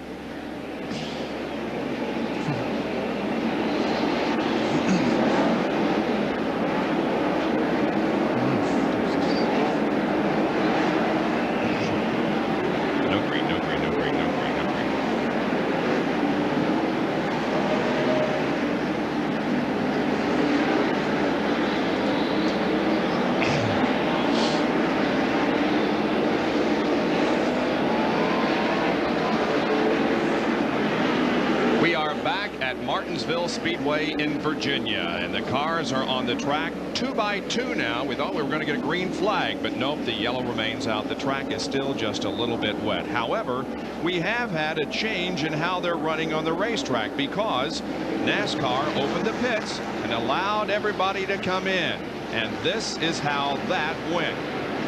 Here we see the cars coming off turn 4 and down pit road. Rusty Wallace, and look, Ned, Darrell Waltrip did not come in. He stayed out. Stayed on the racetrack.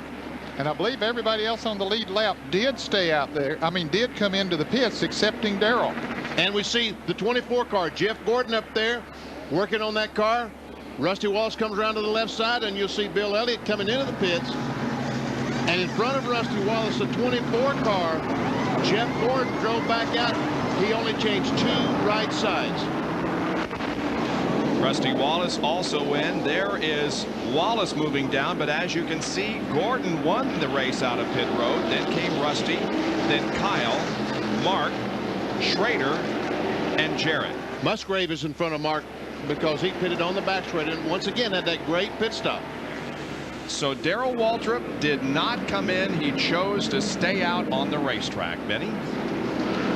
Darrell Waltrip, this is Benny Parsons of ESPN. What's this all about, buddy? Well, Ben, I don't know. The track's really not good for the guys. You know, it's got 1 lane right now, and that's good for, you know, us. We're out here in the first drive, but I don't know. I feel real little edgy going into first turn. There was somebody underneath it. How come you decide to stay out there? Just taking a gamble? Don't see how we could go too much further. Darkness is going to set in before too long. Our car's pretty good on those tires, and we just thought we'd rather be in the front and not have to dodge any bullets if we can help it. Well, good luck to you. And let's go to Dr. Jerry Punch. As you're looking at Dale Earnhardt's Goodwrench Chevrolet, what's left of that Chevrolet Monte Carlo. Now, Earnhardt has agreed. He told NASCAR he would be the rabbit. He said, hey, I can't hurt this car too much more, I don't think. So he has agreed, and he is some 21 or 2 laps down, being shown in 31st spot. So he's the guy in 30th place, we should say, from scoring right now, that will go and turn it up and see how the track is doing to let the leaders of the cars on the lead lap know exactly if it is safe at race speeds. So we are still not ready to go racing yet. The track is drying, but it isn't ready for racing conditions at the moment. So we're going to send you back to the finish of yesterday's Haynes 150 All-Pro race in just a moment. The turns are getting in pretty good shape here, Bob, but the straightaways are what are not drying. There is 0 banking on the straightaways, and so that makes a big difference. And so Darrell Waltrip now has a lead with Jeff Gordon, Rusty Wallace, Kyle Petty, and Ted Musgrave. And Dale Earnhardt is doing the test, as you can see, trying to run at racing speed to see how good the track is. Back to yesterday's Haynes 150 here at Martinsville.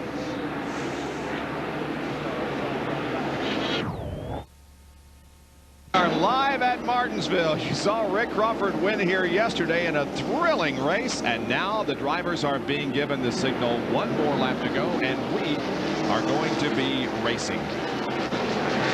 Here's John Kernan. Jeff Gordon running in second right now, took on only right side tires, but talking with Ray Evernham, they may have a problem with the left front. He thinks they might have a bad spring, or possibly the jack bolt on the left front might have been turning. They noticed a problem in handling before the rain delay. Well, let's see how things go here. The pace car is off the track. The green flag is waving. Darrell Waltrip said he didn't want somebody down on the inside of him going into that turn. He took care of that and got right out front there so there wouldn't be anybody down on the inside of him going into the turn. Gordon, Wallace, set chase. That's Brett Bodine on the inside. He's a lap down. 14th position.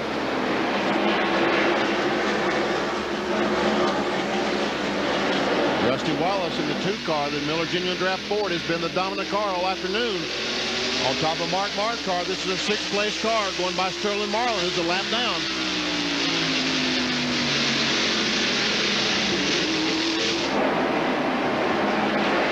Back to the lead, Darrell Waltrip, Western Auto Chevrolet, 17, the leader. He's now led 128 of the first 220 laps. And Rusty trying to get underneath the 24 car of Jeff Gordon. That's Rusty in the black number 2. second place away from Jeff, and he may be able to do so here. Gordon gets up high, Rusty to the inside, but you remember how Jeff's car worked so well up high in the race before we had the rain. Right now, he only has right side tires that are new. New tires do make a difference here, not as big a difference as they make at most racetracks.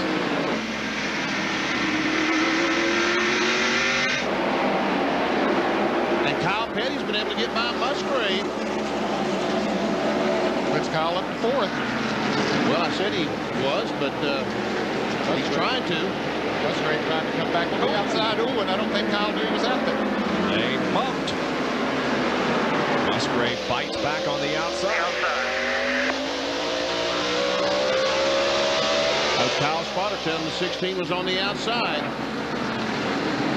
Still there. Clear.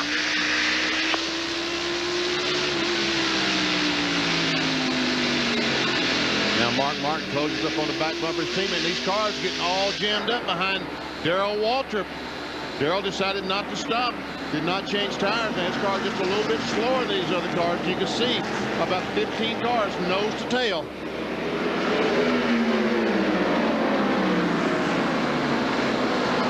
The 10-car rookie Rudd is a lap down. Clear low, clear.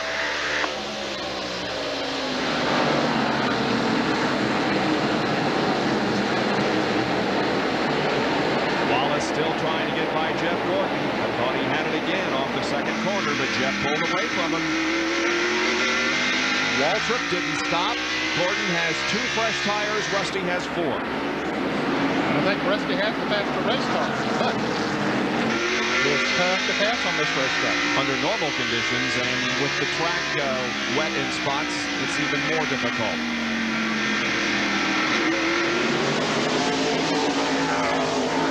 You know, the second groove is not in bad shape. Bobby Labonte is passing cars on the outside like crazy. He is a lap down, but that second groove is not doing too bad.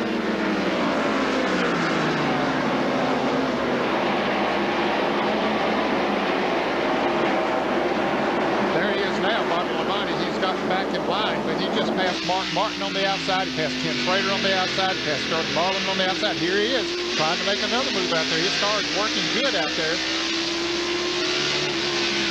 He's a lap down in 16th. Here's Dale Jarrett trying to take a position from Ken Schrader. And those two were racing together before. Contact.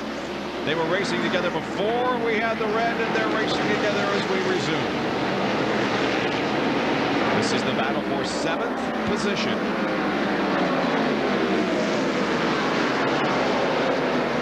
And the 33 car, Robert Press, is still in the lead lap after 229 laps, 230 laps.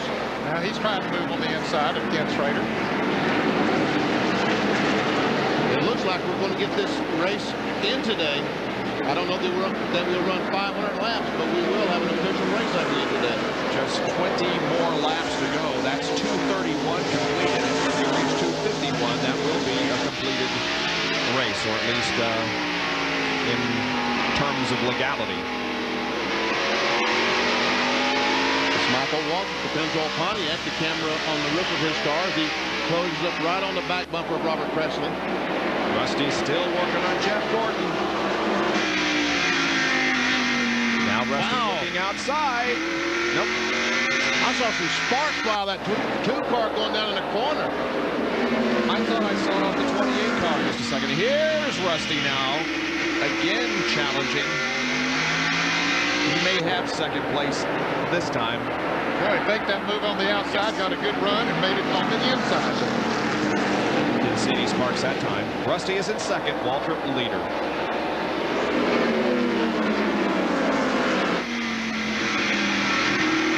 Rusty is wanting to get back to the front.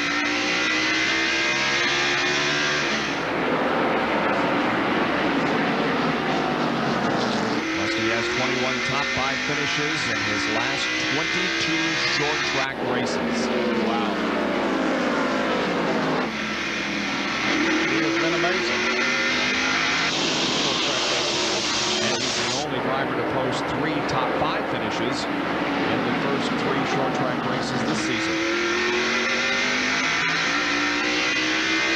Rusty, as you said, he wants to get to the front, but right now it's imperative that he gets to the front because who knows how long this race is going to last as it closes up right on the back bumper of Darrell Waltrip.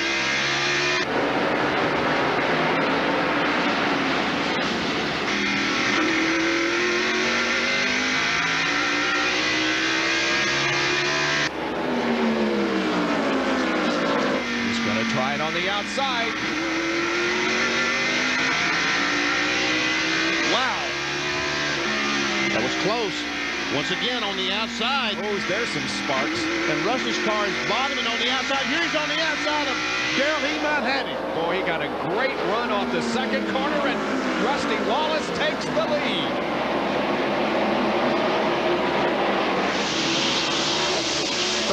Laps from an official race.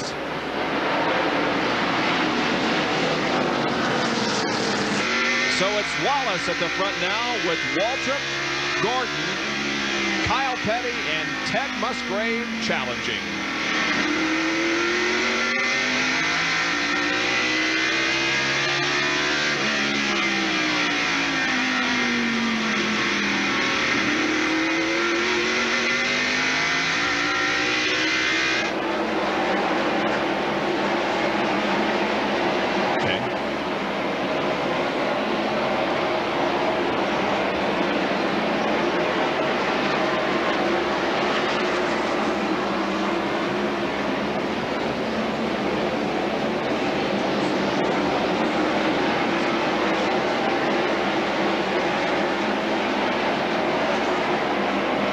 And 33 got, well, there, 43 goes by. Yeah, that one. Yeah. Mike. Same as the leader. Same as the leader, he said.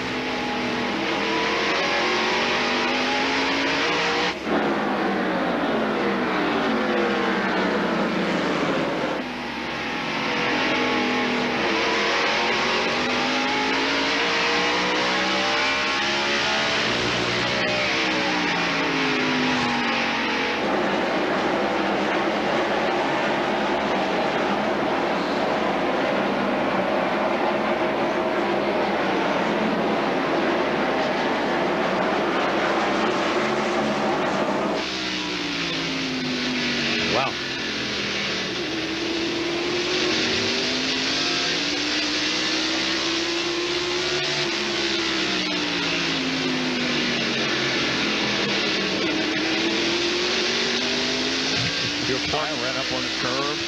He'll spark again this time.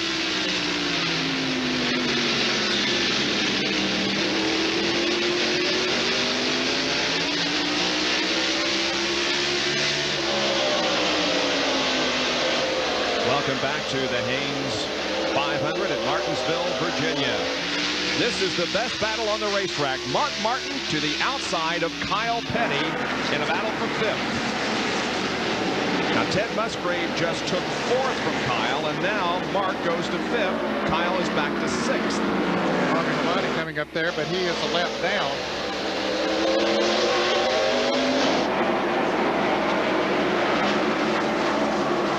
And there we see the 4 and the 18. Both those cars are a lap down, racing for position. Now the 28 car, Dale Jarrett joins that battle. He's been trying to get by Sterling Martin for about 10 laps. He might have him this time. I don't know. He's been running up there. Decided he might have the run he needs this time.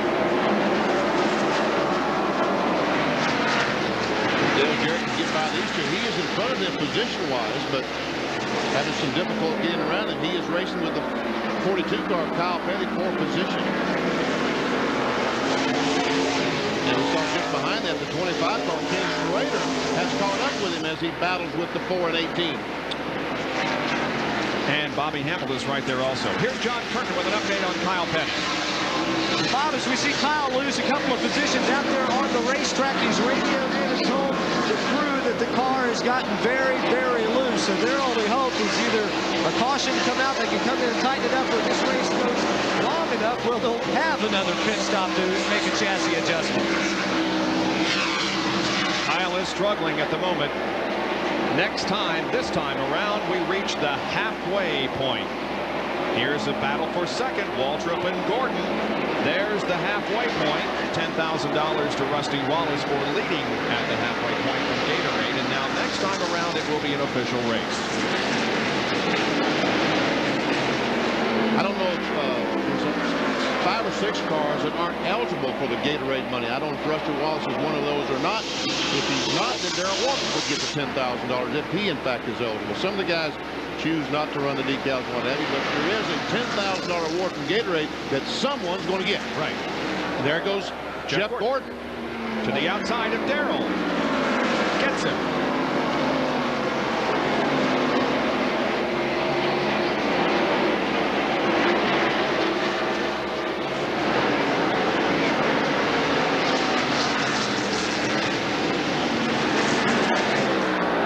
Jeff Gordon running awfully well for just changing 2 tires. Of course, Darrell didn't change any. And he's running very well, too. Yes. Let's take a look now at our Budweiser race recap. Rusty Wallace has been in front 78 of the 249 laps. 5 lead changes, 4 cautions, 67 laps, an average speed of 68.651. And of course, we did have a long rain delay in the middle, and we were late in getting the race started. Wallace has, or rather, Waltrip has led the most laps so far, and Robert Presley has led 25. And Bobby Hamilton in the 43 car gets by Kenny Schrader.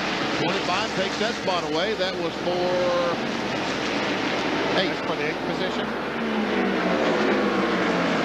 Right up in front of them, as we see, boy, this is a tight battle here. As those 2 lap cars there. And Dale Jarrett, as you said, right in front of those cars, trying to pass Kyle Petty. We've seen that battle before today. There they go.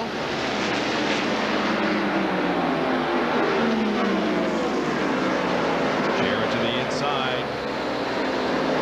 Kyle says his car is loose. The Kyle's been fighting that problem all day long. We saw earlier in the race, when the race first started, that Kyle Petty was having some problems getting off the corner, losing it back in. Now Jarrett moves to 6th.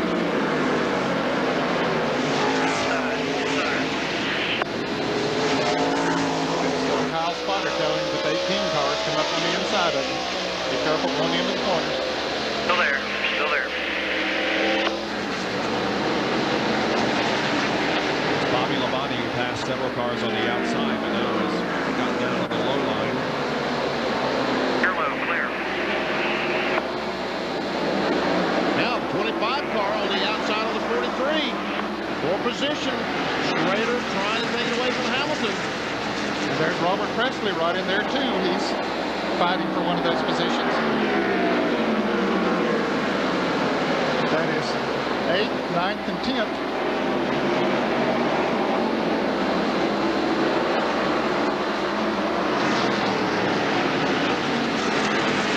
If you're hearing a buzz in your TV at home, that's Kyle Petty's radio that's open. We're leaning over so we can hear the spot. Oh, look at the left front on. Look at the left front on that 18th. Clear. All clear. Clear low.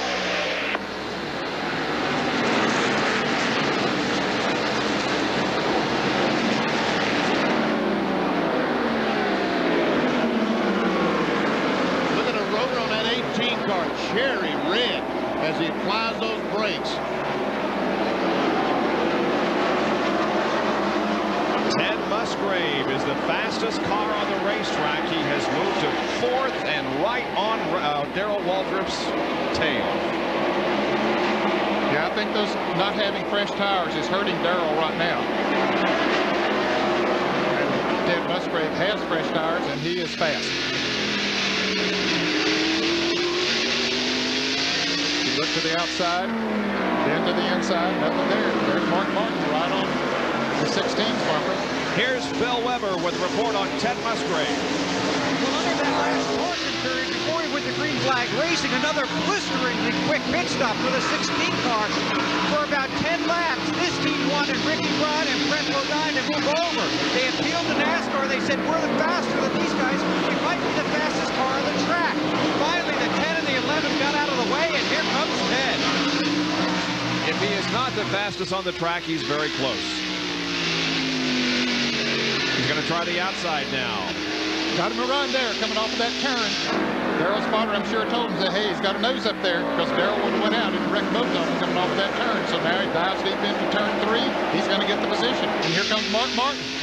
He'll move up there and do the same thing. So Darrell Waltrip continues to lose positions.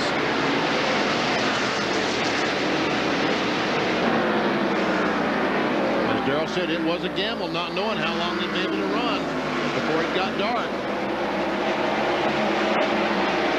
Back behind them, Ken Schrader just went around Kyle Petty on the outside and has taken over the 7th position.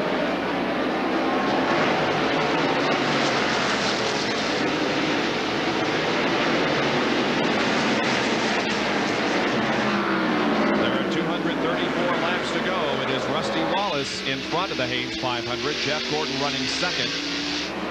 And here is Rusty Wallace putting a lap on the number 90 car of Mike Wallace. He is 5 laps down in 28th position. Gordon second. Musgrave third, then Mark Martin and Darrell Waltrip. We'll be right back.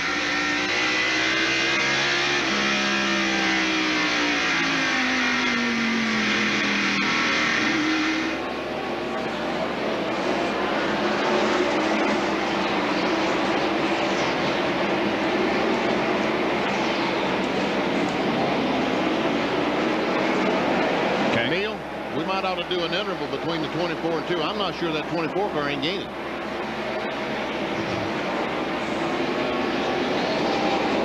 Okay. I think Rusty's cooling it right now.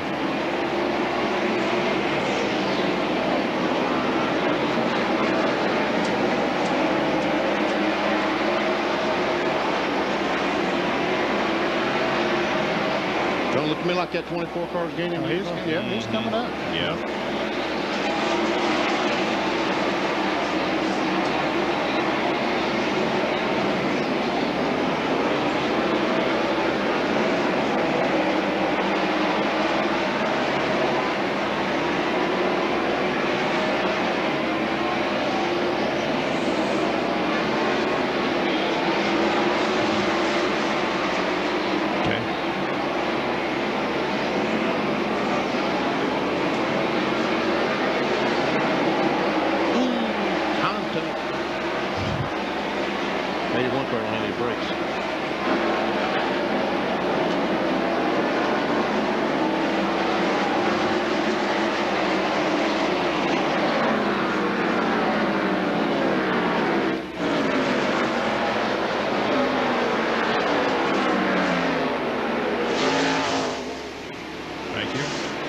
Good point.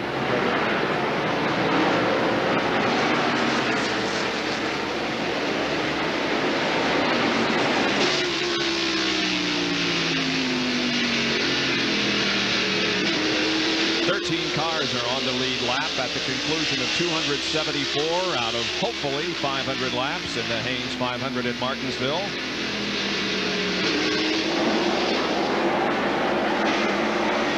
We are riding with our leader, Rusty Wallace, whose lead is shrinking because Jeff Gordon and Ted Musgrave are both catching up to him.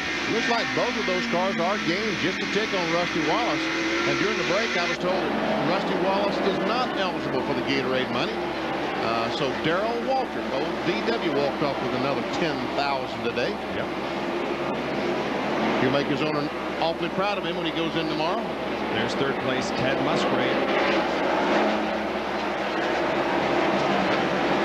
Rusty, because he is leading here today, has now led at least one lap in all 4 short track races held this year. 1.2 seconds separate first and second. Wallace and Gordon. I think Rusty might have just been cooling it just a moment ago, because it looks like right now that he's pulling away from the 24 car. John, what's the deal? Well, I just talked to Robin Pemberton, and he said, yeah, Rusty's just been kind of cooling it. You know, the track conditions are not ideal. They don't want to make a mistake, don't want to crash the car. Rusty was just taking it kind of easy, but just a moment ago, they showed the interval to Robin. We got on the radio. I believe he told Rusty, just kind of closing in. You might want to pick it up a little bit. You saw Dale Earnhardt go another lap down. He's still back in 30th position. Yeah, 1.97 of a second just in a couple of laps.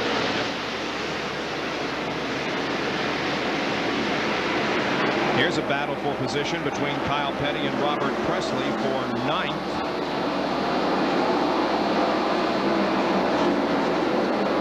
Kyle's car just getting so loose, he just can't race these fellas. We see that his tachometer has a line in it. Waltrip continues to slide back. He's now 7th. That was Ken Schrader who just passed him. So Waltrip's gamble did not pay off. Nope. It's, just tires, 500ths of a second maybe when they're pretty new, and then 1000ths of a second a lap, and more before long it really catches up to you. Jerry, what's the story on Darrell Waltrip? Well, Darrell took a calculated risk. He said right when the red flag came out, his car had gotten very tight in the turns, but when the rains came and washed the rubber off the track was very loose in the beginning. His car ran awfully well, so he opted not to come in and pit. He is currently being shown now in 7th place. Now, the big concern in the Western Auto pits is how far can he go on fuel? And by their calculations, he'll have to pit sometime in the next 22 to 25 laps. Perhaps Rusty and the rest will another 70 laps or so before they'll need another stop. So it could hurt him even more if we don't get a caution between now and then. Here's Bill Elliott and Jeremy Mayfield with Dick Trickle, Dave Marcus, Lake Speed, and Ward Burton. But the two battling for position are Bill Elliott and Jeremy Mayfield. They're battling for 12th and 13th.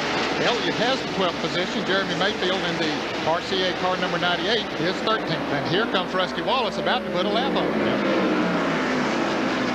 Rusty has a lot of traffic to go through, and that could mean that Rusty and Musgrave will be able to close in on him. But they're going to have to go through that traffic too. Right. It all depends on how they catch it.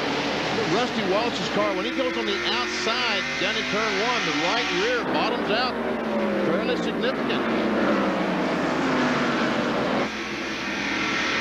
Now he closes up on the back bumper of Lake Speed. Mayfield is a lap down. 12 cars now on the lead lap.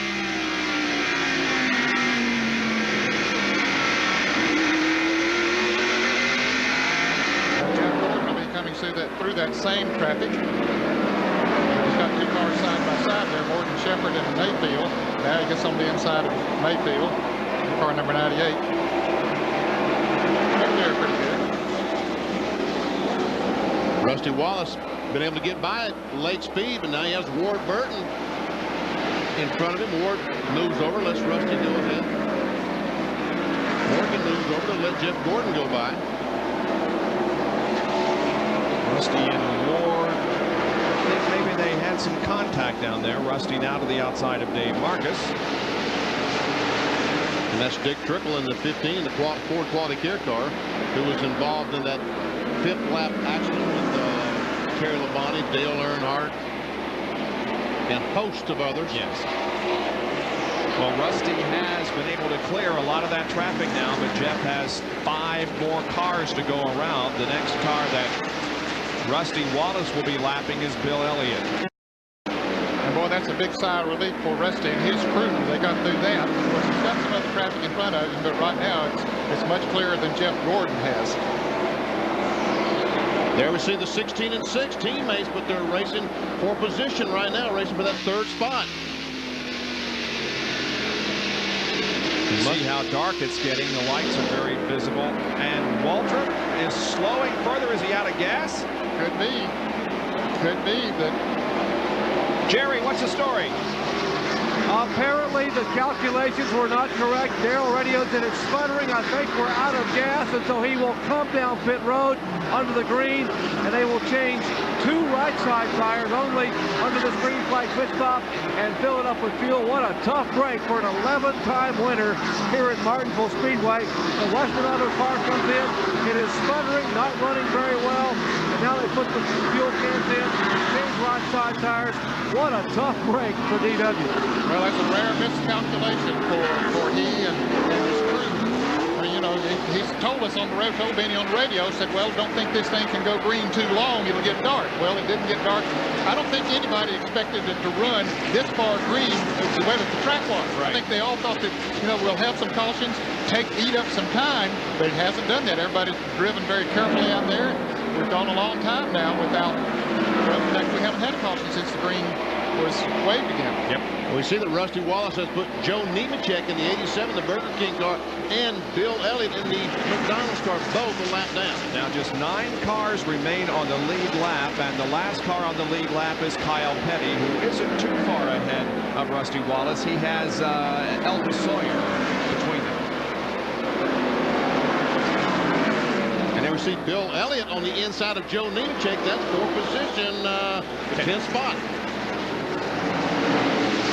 Darrell Walker went a lap down. He's not far out in front of Rusty Wallace, almost 2 laps down, but he's technically, he's got a spin.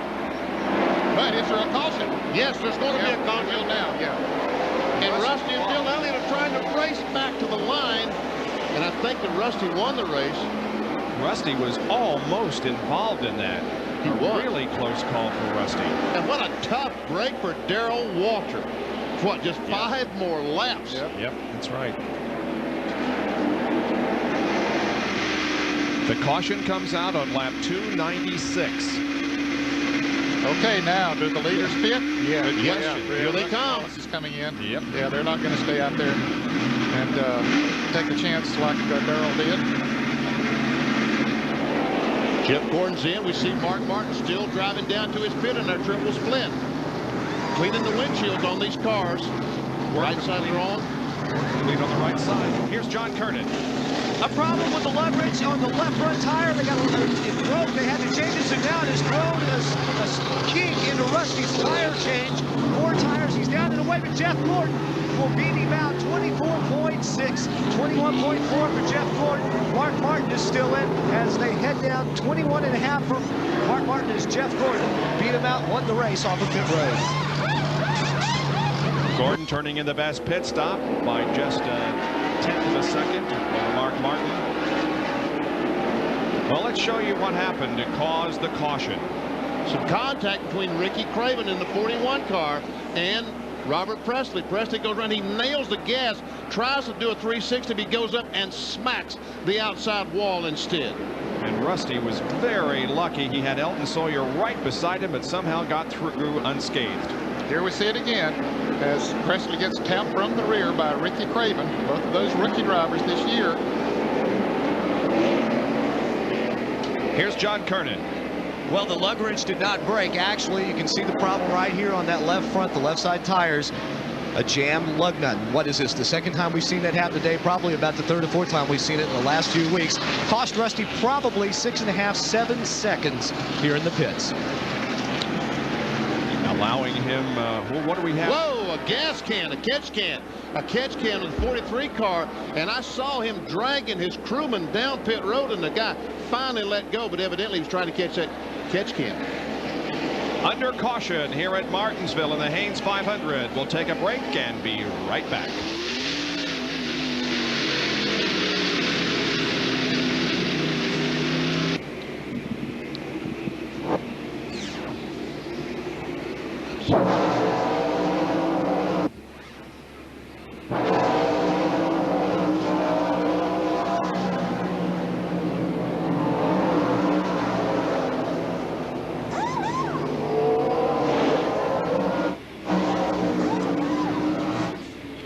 .43 cars, black flag.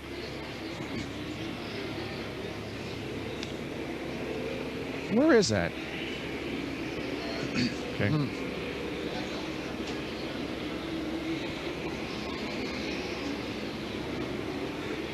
They black flagged the 4th.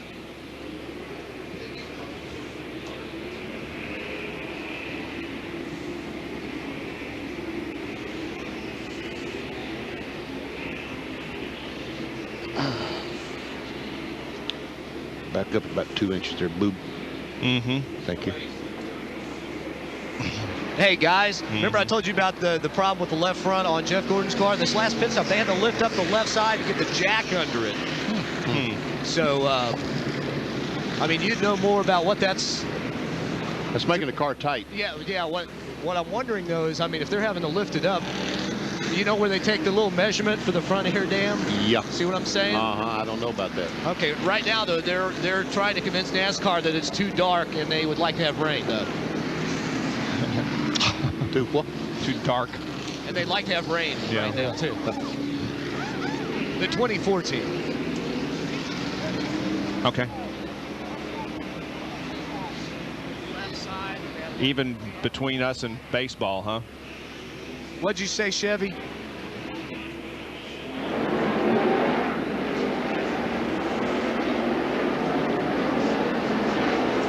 .302 laps completed in the Haynes 500 at Martinsville Speedway in Virginia. We are under caution because of a spin down in turn 4 involving Robert Presley and others, and Rusty drove through it and just barely got through without any damage. Here it is from his in-car camera.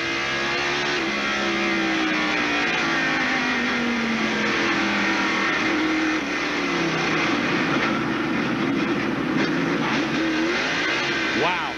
He could see nothing. No, he couldn't. He didn't know for a little bit whether he was going to eat anything or not. He had no idea whether he had made the right move.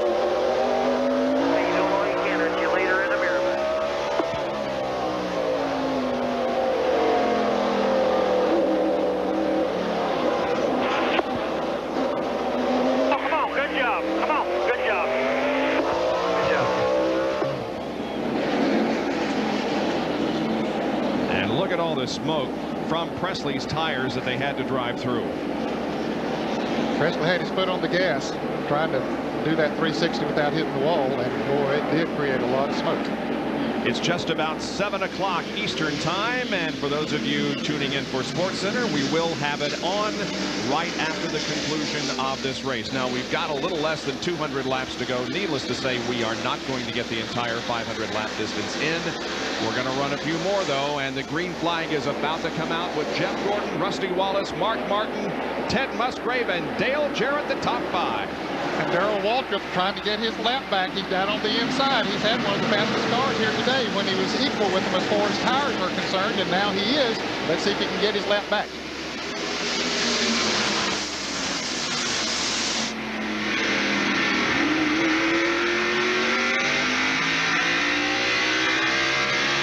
Right now, Rusty Wallace has to pick one of them. Which one is he going to pick? Is he going to bet on Darrell Waltrip? He is right now. He said, okay, Darrell's going to beat Jeff. I'm going to follow him. Wallace pulls to the inside of Gordon. Waltrip has his lap back. Jeff with just an inch or two lead over Wallace at the line. Darrell needs a caution now for it to do a whole lot of good. Tremendous battle for the lead. Rusty is in the lead now. But Jeff Gordon led this race, so that means he's led every Winston Cup race this year in that 24 car. Quite a remarkable beginning of the season for Jeff Gordon. And Rusty Wallace already pulling the car away from Jeff Gordon. Mark Martin right back there in third place. The Valvoline car is in third place.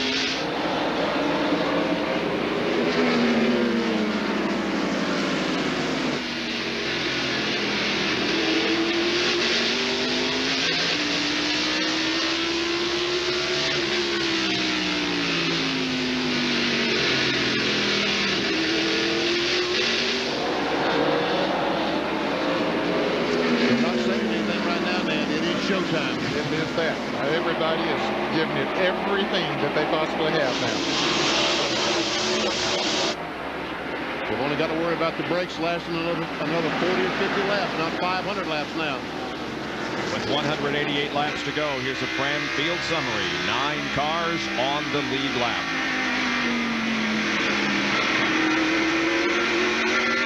And Ricky Rudd spins coming off of turn 4. And Sterling Marlin spins behind him. Waltrip is apparently going to get his lap back if he can maneuver his way through the 2 spun cars sitting just off of turn number 4. And he will indeed get the lap back. And there he is. Big break. Break he needed. Let's watch again. There's Ricky Rudd, the 10 car, the tied ride. That's who's going to some contact with the 16 car. Around goes Ricky Rudd. Now that's number 10. Looks like 11, but he's wiped out part of the 10, and we see Sterling Marlin, as Bob said, spin behind them. Rudd is not on the lead lap. He's a lap down in 10th position. He's now 2 laps down. Right. Or maybe 3 right now. About to go the 3rd lap down. That's right. Apparently couldn't get the car fired.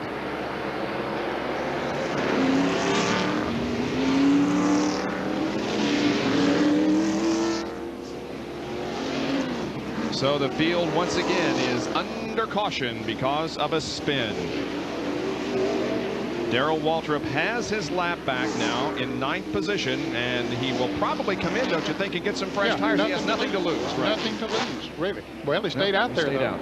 But he would have nothing to lose other than the cost of a set of tires. That's which right. He's the owner, so maybe that makes a difference. That could be.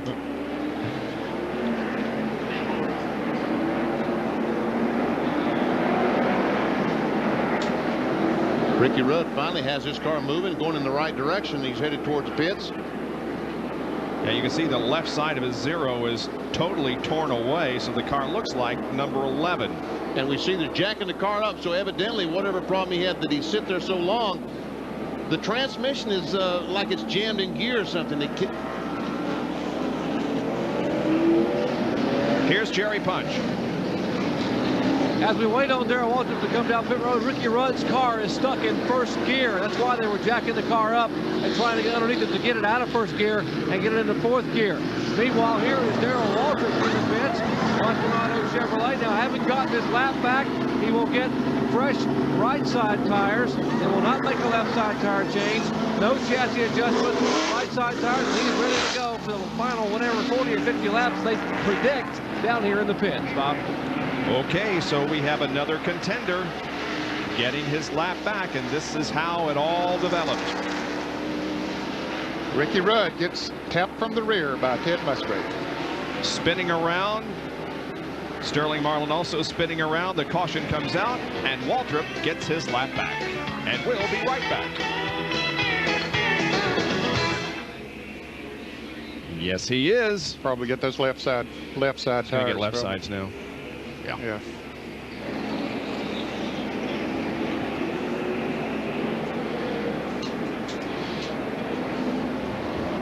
Okay.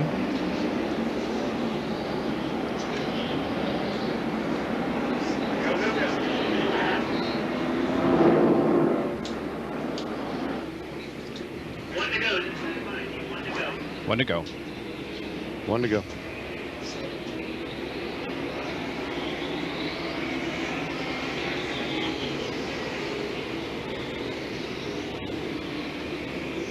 Yeah.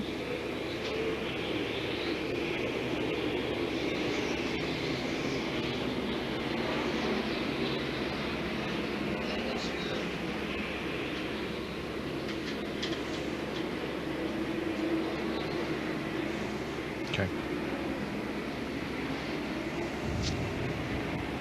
He's trying to fix his helmet. See, he's jamming his helmet. He's trying to do whatever. Mm-hmm.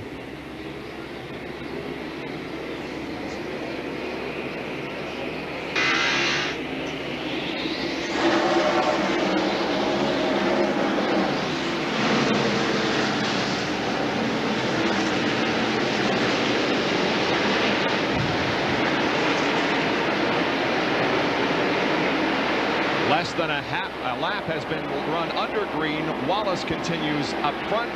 Behind him, Gordon, Mark Martin, Ted Musgrave, and Dale Jarrett. A reminder once again that Sports Center will be up next at the conclusion of this race. It's up to NASCAR now to decide when it gets too dark to call it.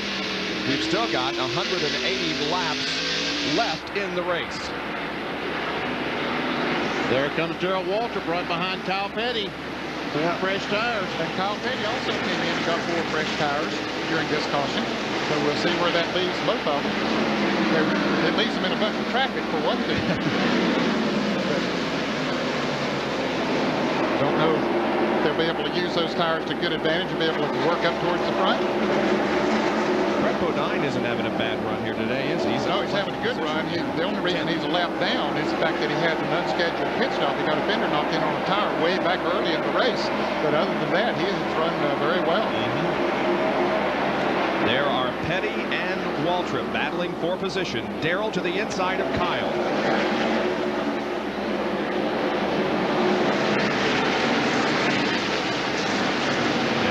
Darrell up to 8th position. Ted Musgrave, meanwhile, moves to 3rd, passing his teammate Mark Martin. Yeah, Mark just let him go once he got a nose up there and said, okay, go ahead, buddy. You might have a faster race car than me.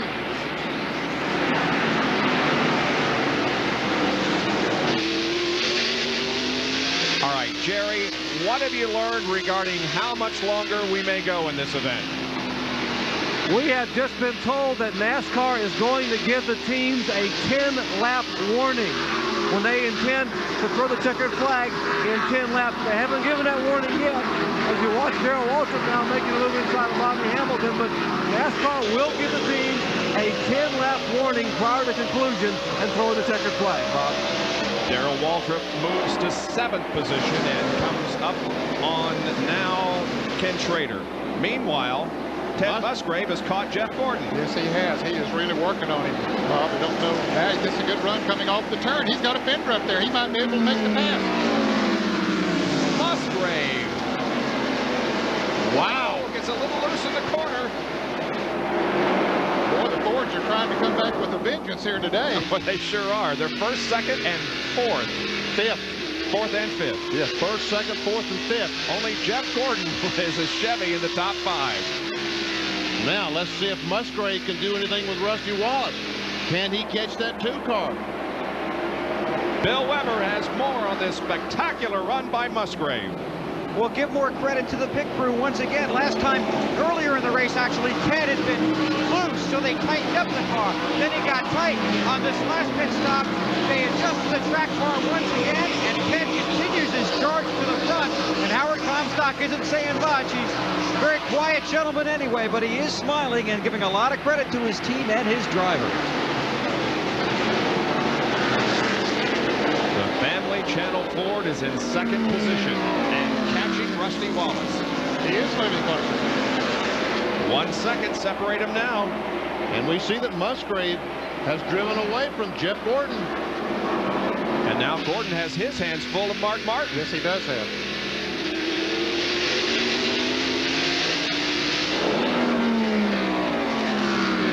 And Dale Jarrett right behind Mark Martin.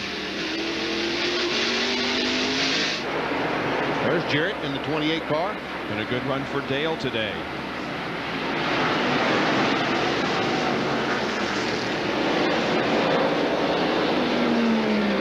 Remind you again, if you're tuning in for Sports Center, you will see it at the conclusion of our event.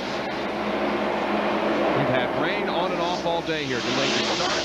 A long rain delay in the middle, and now we've completed just 332 of 500 laps. It will not go the distance. We do not know at this point how long it will go. NASCAR will give the drivers a 10-lap warning to the checkered flag.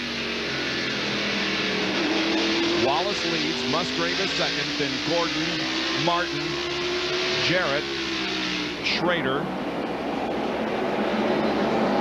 Ever see Dale Jarrett? Ned, did he change an engine this morning? Yeah, they did. Robbie Yates' team changed engines this morning. They changed yesterday after their morning practice, but they found something this morning they didn't like, so they just said they'd rather be safe than sorry, so they put a different engine in this morning. not uncommon for the Rocky H team. We've seen them do that over the years where they don't take chances. And yeah, they will change engines in that car at the drop of a hat. Yes, sir. And Musgrave looks like he's getting 8/10 of a second, so he's closing in on Rusty Wallace ever so slowly. And we're at lap 335 right now. I would bet that 350 is the magic number. I would bet 350 laps is going to be the end. You just think another 15 laps? Yes, They've sir. still got half hour of daylight. Well, look at Darrell Waltrip, guys. He has come from back in the pack and is catching the 6th place car of Ken Schrader. Right there with those new tires on, he is on a tear. Here he comes, looking at blow by that 25 car. Oh, DW looking good. And coming in on Jarrett. Well, those tires make a difference, make a world of difference. He found that out. Yeah. The other way, the hard way, he found out. And I didn't even go over there and work on that car this week. He's running so well. Just imagine, though, what could have happened had he waited just 4 or 5 more laps and caught that caution to make the pit stop.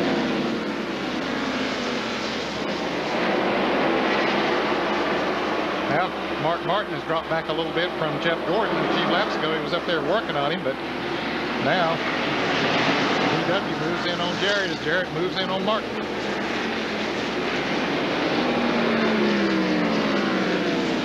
There's Darrell in 6th place. He last won this race in 1989. He last won here at this racetrack in the fall race of '89. And Musgrave is within 3-4 car lengths. He's there. And he's to the point that Rusty Wallace knows he's there. Yeah. And that's the most important part.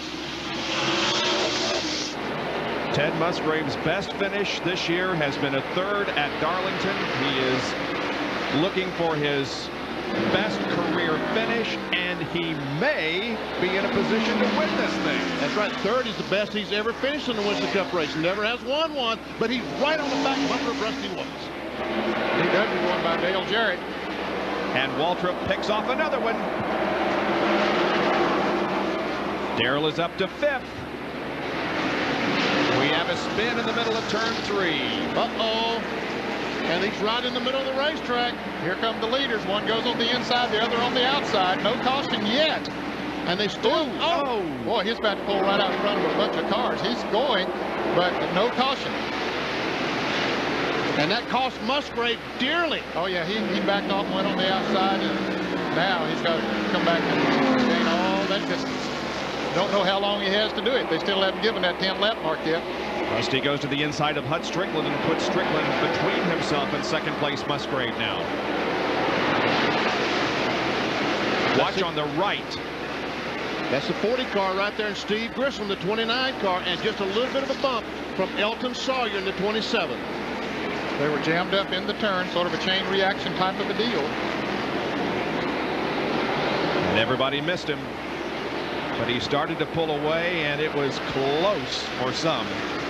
Man. All right, there now is the interval between 1st and 2nd as Darrell Waltrip comes to 4th. Man, what a charge Waltrip is making. This kind of reminds you of Daytona and Dale Earnhardt, doesn't It's it? just a shame this thing couldn't be 500 laps, because Darrell Waltrip could win this thing then. Yes, sir. He's running faster than the leaders right now. But he's got a lot of distance. I'm afraid he's got too much distance to make up now. Yeah. But he's got a good chance to get up to 3rd. Almost a full straightaway between Rusty and Waltrip. Signal now. 10 laps to go. I missed it by 5. Yep. It's going to be like 3:55, and it's over. We're at 3:45 right now.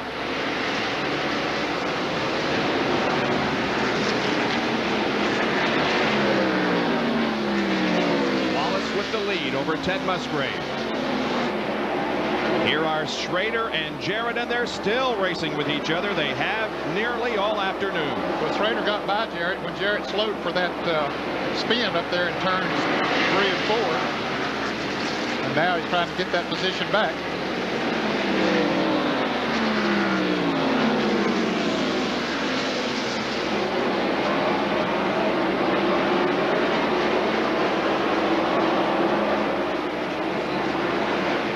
Jarrett's on the inside of Schrader.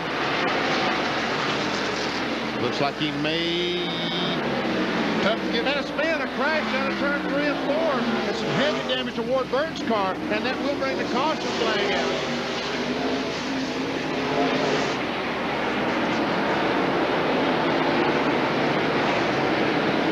Burton going the wrong way on the racetrack in turn 3 as Rusty and everybody else comes below him to the caution flag. Pace car out on the racetrack at lap 349. And Rusty Wallace ran another lap. We can see the radiator is broken in the Hardy's Chevrolet. Steam coming out. Well, it closes up the field and means that there isn't the separation between Darrell and Rusty that there was, but can Rusty hold him off? We'll be back for the closing laps in a moment.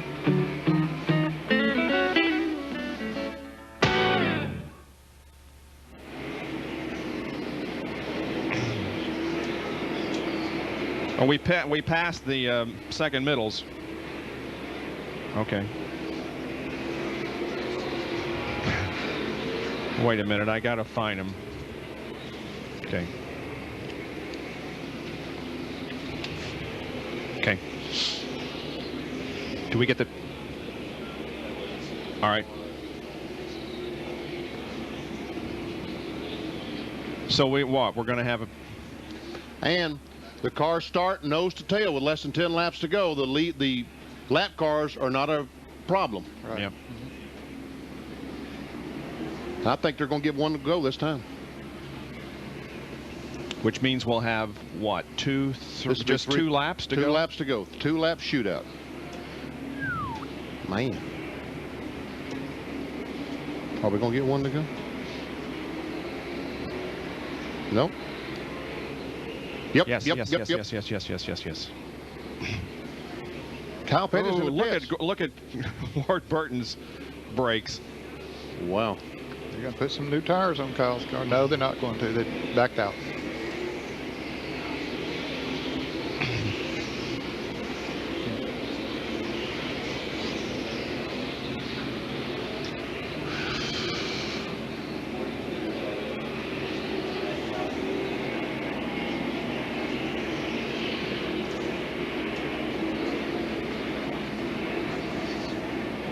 Okay.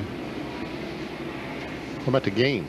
Yeah, the game's supposed to start 7:30, isn't it? Here we go. I'm sorry.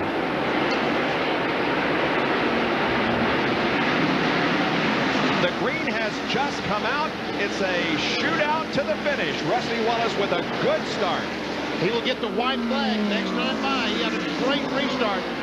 And we see Darrell Waltrip in 3rd place. I don't think it'd be 2 laps to go. Oh, I'm sorry. Apparently. Yep. 2 to go.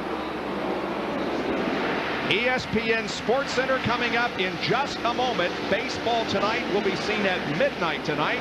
Of course, at 8 o'clock, we have the baseball game coming on.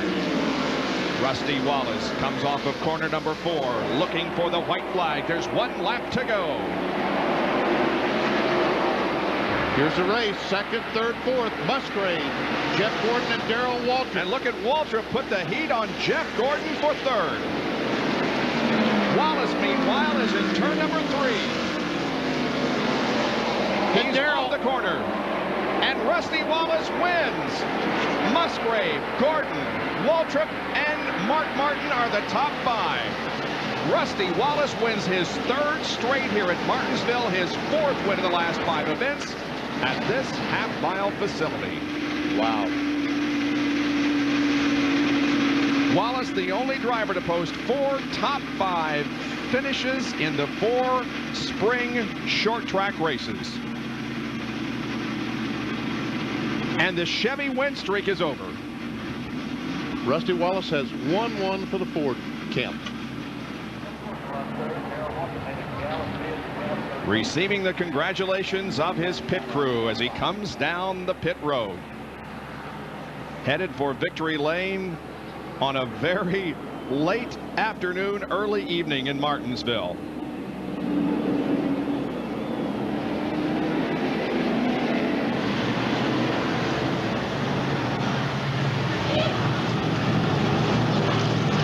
There he comes.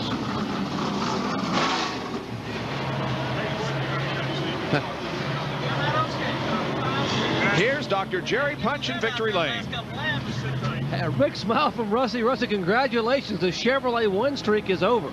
Well, thanks a lot. I mean, I really appreciate it. The car really ran great today. I'd like to thank Miller and Fleetwood RVs, Mobile, Bosch, all of them. This Ford really ran great today, and I was real happy with it. I'm taking it easy there, and right there at the end, almost got too easy. I looked in the mirror, and Teddy was right on my rear end, so I had to step it up. The guys, I lost all the radios. They quit working, and then I heard Robin say 3 to go, and I said, what? I can't believe we're going to end this thing this quick, but I really had a real hot ride today. I just like to thank everybody. I'd like to thank my car owner, Roger Penske, and congratulate them on the race up at Nazareth today. Great one. We got one down here, too, so it's a great weekend. Roger Penske gets 2 in one day in IndyCar and Winston Cup stock cars, Bob. All right, Rusty Wallace wins here at Martinsville, and let's take a look at how they finished in this race, which was supposed to begin at 12 noon, but it was delayed, and here it is almost 7:30, and we're just now finishing the event. But it was a great race, and Rusty comes out on top. And we see Bobby Labonte spun on the first lap, got a lap down and finished 1 lap down. Dale Earnhardt was able to move up 1 position from where he ran most of the race, Ned, so a few more points. Yeah, because Ricky Rudd had his problem, and that's the only one that he moved up from when Ricky had to go behind the wall for so long. And unofficially, Sterling Marlin is now only 8 points behind Dale Earnhardt in the quest for the Cup standings.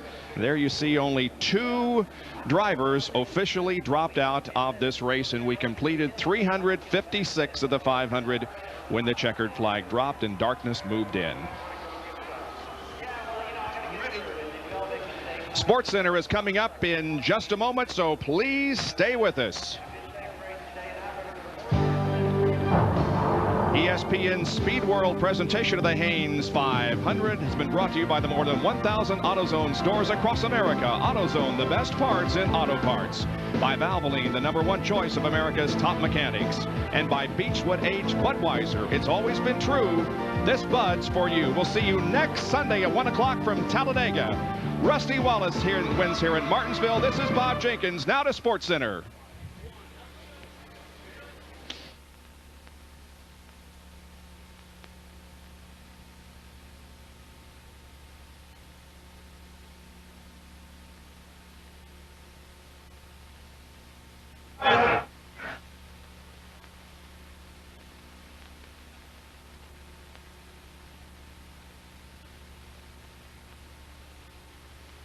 What was that all about? What's that all about? That got the spin. Don't you remember? Yeah.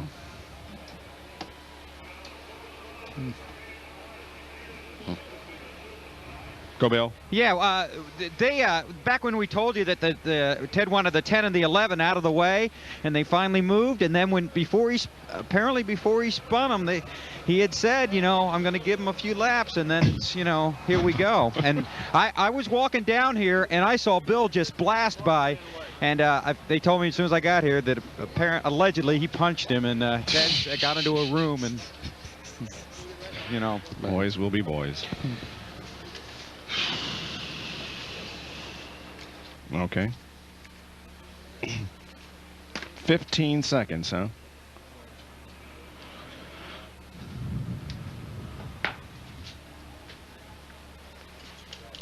Okay.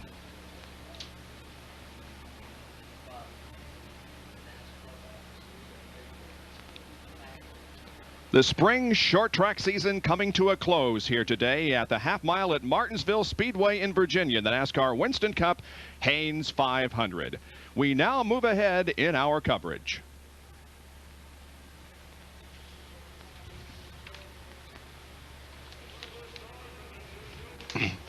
Yeah.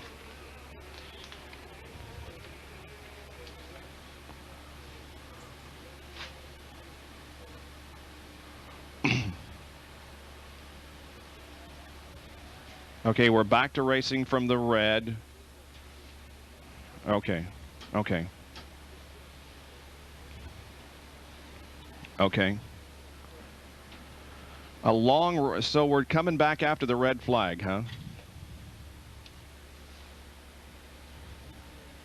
Okay.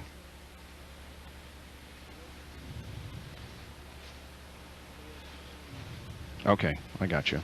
Okay. It's been a day of rain, off and on rain, here at Martinsville Speedway. The race was delayed because of rain and also interrupted by rain.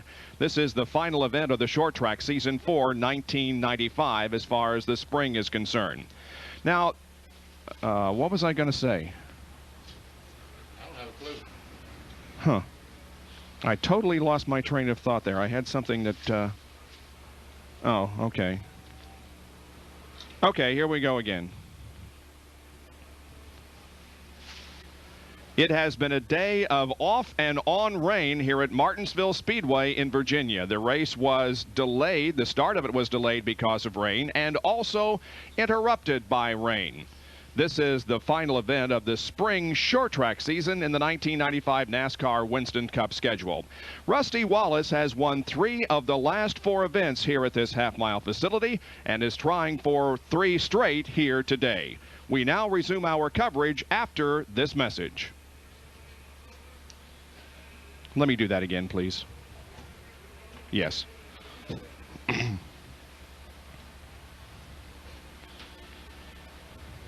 Okay. It has been a day of off and on rain here at Martinsville Speedway in Virginia. The start of the race was delayed. Yeah. It has been a day of off and on rain here at Martinsville Speedway in Virginia. The start of the race was delayed because of precipitation, and there was an interruption in the middle. This, by the way, is the final short track race of the spring NASCAR Winston Cup season. Rusty Wallace is going for his 3rd consecutive win here. He has won 3 of the last 4 events at this half-mile facility. We'll rejoin our coverage in just a moment.